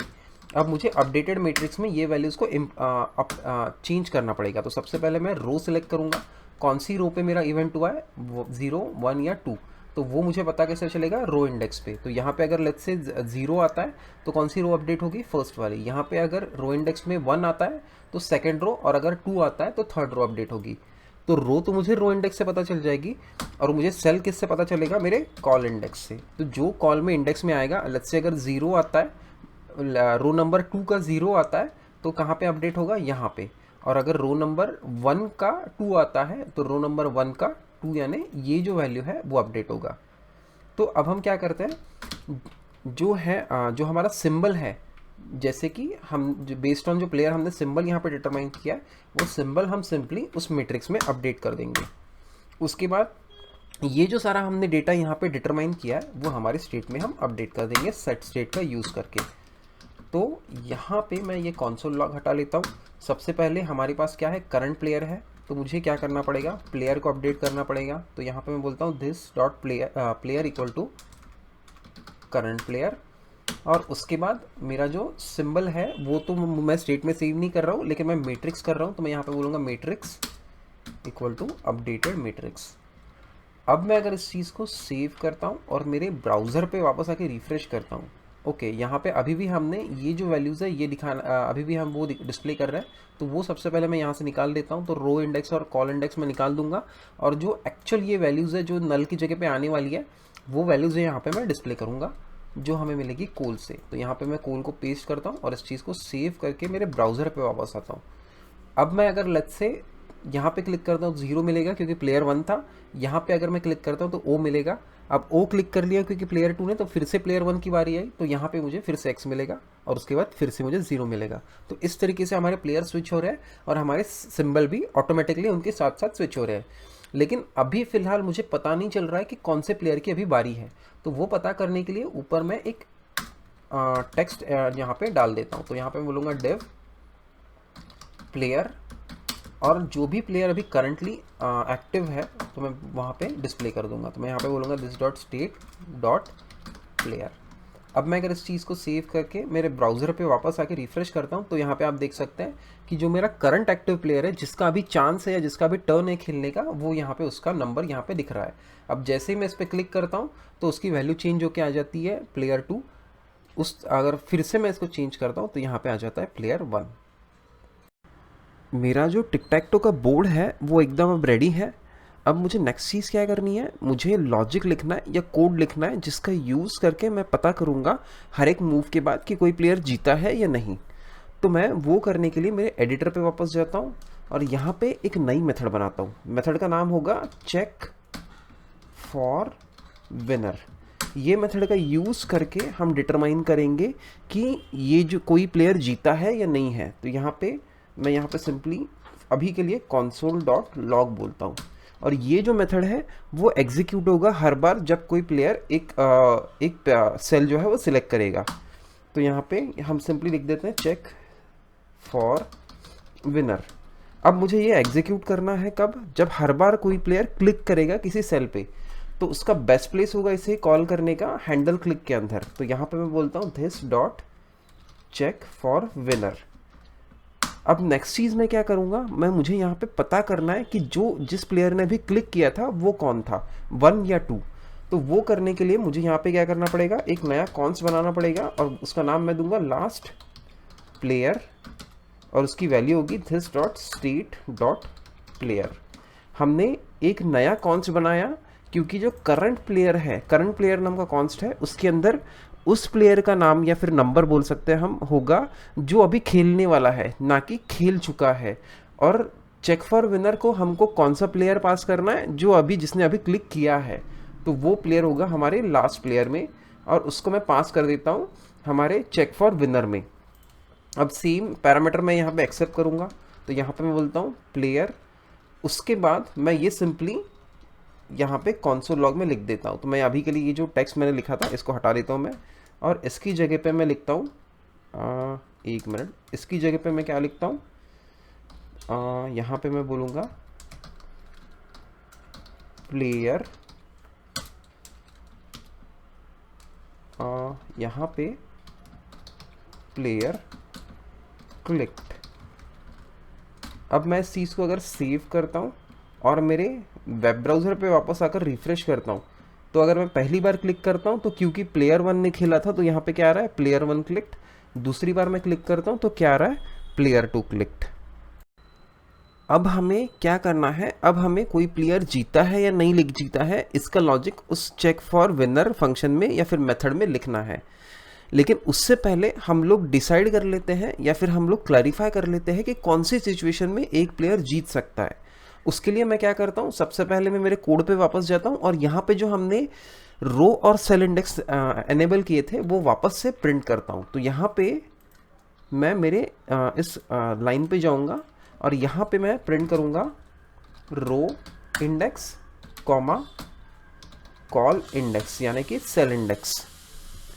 अब मैं इस चीज़ को सेव करके मेरे वेब ब्राउज़र पे आके रिफ़्रेश करता हूँ तो यहाँ पे आप देख सकते हैं कि मुझे रोज़ और सेल्स मिल रहे हैं। अब हमारे को जो जीतना है या फिर कोई प्लेयर जब विनर होगा तो उसके लिए हमारे पास 8 अलग अलग कंडीशंस है। 8 तरीके से हमारा प्लेयर जीत सकता है। एक तो 0 0 0 1 0 2 ऐसे करके जो हॉरिजॉन्टल रोज़ है, अगर ये सारी रोज़ पे एक प्लेयर ने क्लिक कर दिया तो वो जीत सकता है। यानी अगर x यहाँ पे तीनों में तीन लाइन से तीनों इस पे x आ गया तो वो जीत सकता है। सिमिलरली इस लाइन पे या इस लाइन पे अगर x आ जाता है तो वो जीत सकता है। तो ये इन 3 तरीक़ों से जीत सकता है। फर्स्ट, सेकंड या थर्ड तीनों में से किसी भी रो पे सेम सिंबल आ जाए तो वो प्लेयर जिसका वो सिंबल है वो जीत जाएगा। सेकंड वे है अगर वो एक ही सिंबल वर्टिकली एक लाइन पे आ जाता है, जैसे ये 0 0 1 0 और 2 0 है, तो ये एक ही लाइन पे अगर एक सिंबल आ जाता है या 0 1 1 1 या 2 1, सिमिलरली हमारी जो लास्ट रो है 0 2 1 2 या 2 2, इन तीनों में से किसी भी एक लाइन पे सेम सिंबल आ जाता है तो वो यूज़र जीत जाएगा। ये हो गई हमारी टोटल 6 कंडीशंस, 3 वर्टिकल रोज की और 3 हॉरिजॉन्टल रोज की। तो ये 3 कंडीशंस के अलावा और 2 कंडीशंस है जिसका यूज़ करके एक यूज़र जीत सकता है। लेट्स से अगर 0 0 पे एक सेम सिंबल आता है यानी कि x या O, और फिर 1 1 पे सेम सिंबल आता है और 2 2 पे सेम सिंबल आ जाता है, तो उस सिचुएशन में भी वो प्लेयर जीत सकता है। और सिमिलरली 0 2 पे अगर सेम सिंबल आता है, 1 1 पे सेम सिंबल आता है और 2 0 पे सेम सिंबल आता है, तो उस सिचुएशन में भी वो प्लेयर जीत सकता है। तो ये 8 कंडीशंस है जिनको जिस सिचुएशन में एक प्लेयर जीत सकता है। और इन सिचुएशंस को हैंडल करने के लिए मैंने एक एरे बनाया है जो 8 जिसके अंदर 8 और एरेज है, यानी एक नेस्टेड एरे है वो। तो उन एरेज का यूज़ करके हम डिटरमाइन करेंगे कि ये जो यूज़र है वो जीता है या नहीं है। तो अब मैं क्या करता हूँ, मैं मेरे एडिटर पे जाता हूँ और वो जो एरे मैंने बनाया है वो इस चेक फॉर विनर मेथड में मैं पेस्ट कर देता हूँ। ओके, यहाँ पे मैंने फिर से कॉपी कर लेता हूँ और इस चेक फॉर मेथड में मैं इसको पेस्ट कर देता हूँ। तो यहाँ पे आप देख सकते हैं कि मेरे एरे में 8 एलिमेंट्स है या फिर 8 सब एरेज है, क्योंकि हमारे पास 8 अलग अलग सिचुएशंस है जहाँ पे एक यूज़र जीत सकता है। तो यहाँ पे देखिए फर्स्ट रो जो है वो रिप्रेजेंट करती है जो फर्स्ट रो है हमारे मैट्रिक्स में या फिर हमारे टिक टैक टो गेम में उसको। तो यहाँ पे 0 0 है, तो ये जो 0 है वो है रो का और ये जो 0 है वो है सेल का। तो ये हो गया रो 0 सेल 0, रो 0 सेल 1, रो 0 सेल 2। यानी कि यहाँ पे अगर देखें तो ये रो 0 सेल 0, रो 0 सेल 1 और रो 0 सेल 2। सिमिलरली यहाँ पे हमने बाकी भी रोज़ के लिए सिमिलरली हमने ऐसे मैपिंग्स बना के रखी है जिसका यूज़ करके हम इनको हम उन स्पेसिफिक सेल्स को टारगेट कर सकते हैं। अब मुझे नेक्स्ट चीज़ क्या करनी है, मुझे सिंपली इस एरे को मुझे लूप में घुमाना है। तो मैं यहाँ पे क्या कर सकता हूँ, मैं यहाँ पे बोलता हूँ फॉर में मैं बोलता हूँ लेट i इक्वल टू 0 और उसके बाद i is less than lines dot length. जब तक हमारी कंडीशंस ख़त्म नहीं हो जाती है तब तक हमें ये लूप घुमाना है। इस वजह से हम क्या बोलेंगे, i is less than lines length. आखिरी में मैं बोलूँगा i प्लस प्लस, क्योंकि मुझे हर बार i की वैल्यू 1 से बढ़ानी है। नेक्स्ट मैं क्या करूँगा, नेक्स्ट मैं बोलूँगा कॉन्स्ट। ये थोड़ा सा सिंटैक्स जो है वो आपको कंफ्यूजिंग लग सकता है, लेकिन मैं यहाँ पे आपको फिर से करके एक्सप्लेन करता हूँ। यहाँ पे मैं बोलूँगा R2 और बोलूँगा R3। ये जो है ये डीस्ट्रक्चरिंग का सिंटैक्स है जो ES6 में इंट्रोड्यूस हुआ था। तो यहाँ पे मैं बोलता हूँ लाइन्स I। तो अब यहाँ पे क्या हो रहा है, मैं यहाँ पे पहले आपको कंसोल लॉग करके दिखा देता हूँ, और यहाँ पे मैं क्या करता हूँ, यहाँ पे मैं एक ब्रेक स्टेटमेंट लगा देता हूँ ताकि आपको सिंगल रो एक्सप्लेन कर सकूँ, वरना इसमें बहुत सारा कंसोल में आउटपुट आ जाएगा और मुझे आपको एक्सप्लेन करने में बहुत प्रॉब्लम जाएगी। तो मैं इसको सेव करता हूँ और मेरे वेब ब्राउज़र पे वापस आता हूँ। यहाँ पे एक एरर आ रहा है, तो एरर में जल्दी से देख लेता हूँ क्या आ रहा है। एरर यहाँ पे ओके, मैंने फॉर के बाहर एक्चुअली ब्रेक स्टेटमेंट लिखा है, उस वजह से वो एरर आ रहा है। तो मैं फॉर के अंदर लिखता हूँ वो ब्रेक स्टेटमेंट, और यहाँ पे सिंपली R1, R2 और R3 इनकी जो वैल्यूज़ है वो यहाँ पे प्रिंट कर देता हूँ। अब मैं अगर इस चीज़ को सेव करता हूँ और मेरे वेब ब्राउज़र पे आकर रिफ्रेश करता हूँ और कहीं पे भी एक जगह पे क्लिक करता हूँ, तो आप देख सकते हैं कि जो 3 एरेज हैं यहाँ पे प्रिंट हो रहा है। यहाँ पे 2 एरेज क्यों, ओके, यहाँ पे 3 एरेज बेसिकली प्रिंट हो रहे हैं। यहाँ पे आप देख सकते हैं ये जो फर्स्ट एरे है, सेकंड और ये थर्ड एरे। अब ये कौन से एरेज प्रिंट हो रहे हैं, मेरा जो ये 8 एरेज का, ये जो मेन एरे था मेरा 8 एरेज का, उसमें से जो फर्स्ट एरे था उसको हमने यहाँ पे डीस्ट्रक्चर किया है। तो उसमें हुआ क्या, जो ये फर्स्ट छोटा वाला एरे था वो R1 में आ गया, ये जो सेकंड छोटा वाला एरे था वो R2 में, और वैसे ही ये थर्ड जो था वो R3 में आ गया। सो इस तरीके से हमने डीस्ट्रक्चर करके इन एरेज को छोटे छोटे वेरिएबल्स में डिवाइड कर लिया है। और होगा क्या, जब मैं ये ब्रेक स्टेटमेंट हटा दूंगा तो ये जब लूप घूमेगा तो हर बार हर एक रो के लिए ऐसे छोटे छोटे एलिमेंट्स क्रिएट होंगे। अब मैं नेक्स्ट चीज़ क्या करता हूँ, मैं यहाँ पे एक इफ़ कंडीशन लगाता हूँ। इफ़ में मैं बोलूँगा if this dot state dot matrix.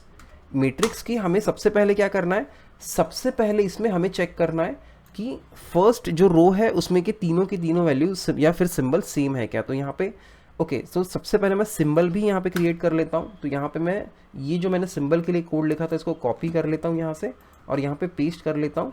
मैंने प्लेयर ऑलरेडी पास कर लिया है, तो उसका यूज़ करके हम सिंबल यहाँ पे डिटरमाइन कर लेंगे। अब नेक्स्ट मैं क्या करूँगा, this dot state dot matrix में मुझे सबसे पहले इटरेशन में जब लूप सबसे पहली बार घूमेगा तो सबसे पहली रो मुझे सिलेक्ट करनी है, तो वो होगी रो 0।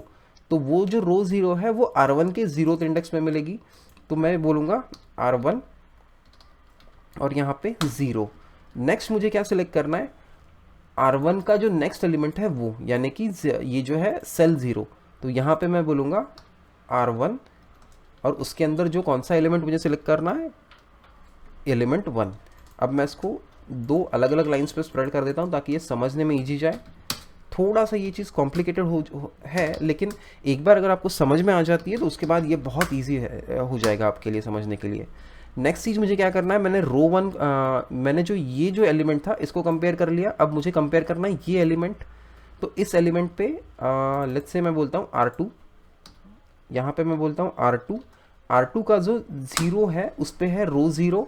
तो मैंने रो 0 सिलेक्ट कर लिया और रो 0 पे मैंने सेल कौन सा सिलेक्ट किया, यहाँ पे रो 0 पे अगेन मैं बोलूँगा R2.1, R2 के अंदर 1, तो वो होगा सेल 1। यानी सबसे पहले मैं सिलेक्ट करूँगा रो 0, सेल यहाँ पे 0, यहाँ पे होगा सेल 0 क्योंकि ये है। उसके बाद रो R2 में रो 0 सेल 1, और उसके आखिरी में मैं यहाँ पे बोलूँगा this dot state dot matrix R3 रो 0 और उसके बाद R3 रो सेल 1 सेल 2। अब मुझे क्या करना है, मुझे सिंपली चेक करना है ये जो पोजीशंस है मेरे एरे की उनमें कौन सी वैल्यू है, और वो कंपेयर करनी है मुझे मेरे सिंबल से। तो मैं यहाँ पे जो सिंबल है उनसे सिंपली इसको कंपेयर कर लूँगा। अगर तीनों सिंबल एक है तो इसका मतलब प्लेयर जीत गया। मुझे यहाँ पे उसके बाद फिर क्या करना है, मुझे सिंपली अलर्ट करना है प्लेयर, उसके अंदर मैं प्लेयर को प्रिंट कर देता हूँ 1। और उसके बाद मैं यहाँ से रिटर्न कर दूंगा, अगर प्लेयर जीत जाता है तो ट्रू, अदरवाइज अगर ये फॉर लूप पूरा घूमता रहता है और फॉर लूप एंड हो जाता है लेकिन अभी हमको ये जो कोई भी प्लेयर जीता नहीं होगा, तो इस सिचुएशन में मैं इस फॉर लूप के बाहर से रिटर्न कर दूंगा फॉल्स। अब मैं इस चीज़ को सेव करता हूँ और मेरे वेब ब्राउज़र पे आके रिफ्रेश करके देखता हूँ। ओके, मुझे ये जो नंबर्स है ये हटाने हैं, तो वो हटाने के लिए मैं वापस जाता हूँ यहाँ पे, और यहाँ पे सिंपली इनको रिमूव करके यहाँ पे मैं लिखता हूँ कोल। अब मैं इस चीज़ को सेव करके अब वापस मेरे वेब ब्राउज़र पे आके रिफ्रेश करता हूँ। अब मुझे मेरा प्लेन बोर्ड मिल रहा है। सबसे पहले प्लेयर 1 खेलेगा यहाँ पे, उसके बाद प्लेयर 2 लेट्स से खेला यहाँ पे, अगेन प्लेयर 1 खेला यहाँ पे। अब अगर प्लेयर 2 खेलता है यहाँ पे तो प्लेयर 1 के पास जीतने का चांस है, तो मैं अगर यहाँ पे क्लिक करता हूँ तो आप देख सकते हैं कि यहाँ पे प्लेयर 1 जीत चुका है। सिमिलरली हम एक और गेम खेलते हैं, इस बार प्लेयर 2 को जिताते हैं। प्लेयर 1 ने खेला यहाँ पे, प्लेयर 2 ने खेला यहाँ पे, अब प्लेयर 1 ने खेला यहाँ पे, तो प्लेयर 2 ने लेट्स से खेला यहाँ पे, अब प्लेयर 1 ने फिर से, ओके यहाँ पे कुछ तो भी गड़बड़ हो गई है, मैं फिर से एक बार रिफ्रेश करके ट्राई करता हूँ। लेट्स से प्लेयर 1 खेला यहाँ पे, प्लेयर 2 खेला यहाँ पे, अब प्लेयर 1 खेला यहाँ पे, अब प्लेयर 2 वापस खेला यहाँ पे, अब प्लेयर 1 खेलेगा तो प्लेयर 1 खेल रहा है यहाँ पे, अब प्लेयर 2 यहाँ पे खेलेगा तो वो जीत जाएगा, तो यहाँ पे अगर मैं क्लिक करता हूँ तो प्लेयर 2 जीत चुका है। सो इस तरीके से हमने हमारा जो विनिंग का यानी प्लेयर जीतने का लॉजिक है वो लिख दिया है। अब जो हमें सबसे आखिरी चीज़ का इम्प्लीमेंट करनी है वो है ड्रॉ का लॉजिक। अगर कोई भी प्लेयर नहीं जीतता है तो उस सिचुएशन में हमें अलर्ट करना है कि ये गेम जो है वो ड्रॉ हो चुका है। तो वो करने के लिए मैं क्या कर सकता हूँ, मेरे एडिटर पे मैं वापस आता हूँ और यहाँ पे मेरे स्टेट में मैं एक नई प्रॉपर्टी क्रिएट करता हूँ। यहाँ पे मैं बोलूँगा मूव्स बेसिकली मेरी 9 होंगी, 9 बार ही दोनों प्लेयर मिला के खेल सकते हैं। उसका रीज़न ये है कि मेरे पास 9 अलग अलग सेल्स है, अगर 10th मूव खेलने का कभी चांस ही नहीं आएगा। तो अगर ये वैल्यू 9 से मैं एक हर बार -1 करते जाऊंगा, अगर वो 0 आ जाती है तो इसका मतलब गेम ओवर हो चुका है और तब तक अगर कोई जीता नहीं है तो वो इट्स अ ड्रॉ। तो मैं क्या करूँगा, सिंपली हैंडल क्लिक जब मैं करता जाऊँगा तो मैं यहाँ पे बोलूँगा const updated moves equal to this dot state dot moves -1। हर बार जो एग्जिस्टिंग मूव्स है उसमें से मैं -1 करूँगा और जो नई मूव्स है जब मैं स्टेट अपडेट करूँगा तब उसको असाइन कर दूँगा। तो यहाँ पे मैं बोलता हूँ मूव्स अपडेटेड मूव्स। अब मैं क्या करूँगा, यहाँ पे हम चेक फॉर विनर में हम ऑलरेडी एक ट्रू या फॉल्स भेज रहे हैं कि कोई जीता है या नहीं जीता है, तो मैं उसको एक वेरिएबल में स्टोर कर लेता हूँ। तो यहाँ पे मैं बोलता हूँ विनर, और इस चेक फॉर विनर के बाद मैं यहाँ पे एक कंडीशन लगाता हूँ। यहाँ पे सबसे पहले मैं चेक करूँगा कि कोई विनर है या नहीं है, और अगर कोई विनर नहीं है तो मैं क्या चेक करूँगा, if this dot state dot moves, जो हम, या फिर मैं यहाँ पे सिंपली चेक कर सकता हूँ हमारी अपडेटेड मूव्स। सो हमारी जो अपडेटेड मूव्स है, अगर if they are less than 1, अगर वो लेस देन 1 यानी कि अब 0 मूव्स बाकी है, तो उस सिचुएशन में हम सिंपली बोल देंगे alert game over, it's a draw. ठीक है, जो हमारा गेम है वो ड्रॉ हो चुका है। अब मैं इस चीज़ को सेव करके मेरे वेब ब्राउज़र पे आके रिफ्रेश करता हूँ। अब यहाँ पे हम एक जानबूझकर एक गेम ड्रॉ करके देखेंगे कि हमारा लॉजिक चल रहा है या नहीं। सबसे पहले मैं x यहाँ पे रखूँगा। अब प्लेयर 2 की बारी है तो प्लेयर 2 यहाँ पे क्लिक करेगा। अब प्लेयर 1 ने यहाँ पे क्लिक किया, अब फिर से प्लेयर 2 है यहाँ पे खेलेगा, प्लेयर 1 ने यहाँ पे, अब प्लेयर 2 लेट्स से यहाँ पे खेल रहा है तो प्लेयर 1 यहाँ पे खेलेगा। अब प्लेयर 2 जो है इसने यहाँ पे खेला, अब एक ही मेरे पास मूव बाकी है और प्लेयर 1 है, तो इस सिचुएशन में किसी का भी जीतने का चांस नहीं है। तो प्लेयर 1 यहाँ पे जैसे ही खेल लेता है वो बोलेगा game over, it's a draw. तो ये था हमारा रिएक्ट क्रैश कोर्स। इस क्रैश कोर्स में मैंने जितना भी कोड लिखा है वो मैंने गिटहब पे डाल दिया है, और उस गिटहब रिपोजिटरीज की लिंक्स जो है मैंने डिस्क्रिप्शन में डाल दी है, तो वहाँ से आप उन लिंक्स को एक्सेस कर सकते हैं। अब आप लोगों से मेरी एक रिक्वेस्ट ये है कि अगर आपको ये वीडियो पसंद आई है तो प्लीज़ यार इसे लाइक करो ताकि ये और भी लोगों तक पहुँच सके, और साथ ही साथ अगर आपने अब तक मेरे चैनल को सब्सक्राइब नहीं किया तो उसको भी सब्सक्राइब करो, क्योंकि मैं हर वीक एक नया ट्यूटोरियल डालता हूँ, और मेरा जो अगला ट्यूटोरियल रहने वाला है वो है Vue.js पे। तो मिलते हैं हम हमारे अगले लेसन में। Thank you.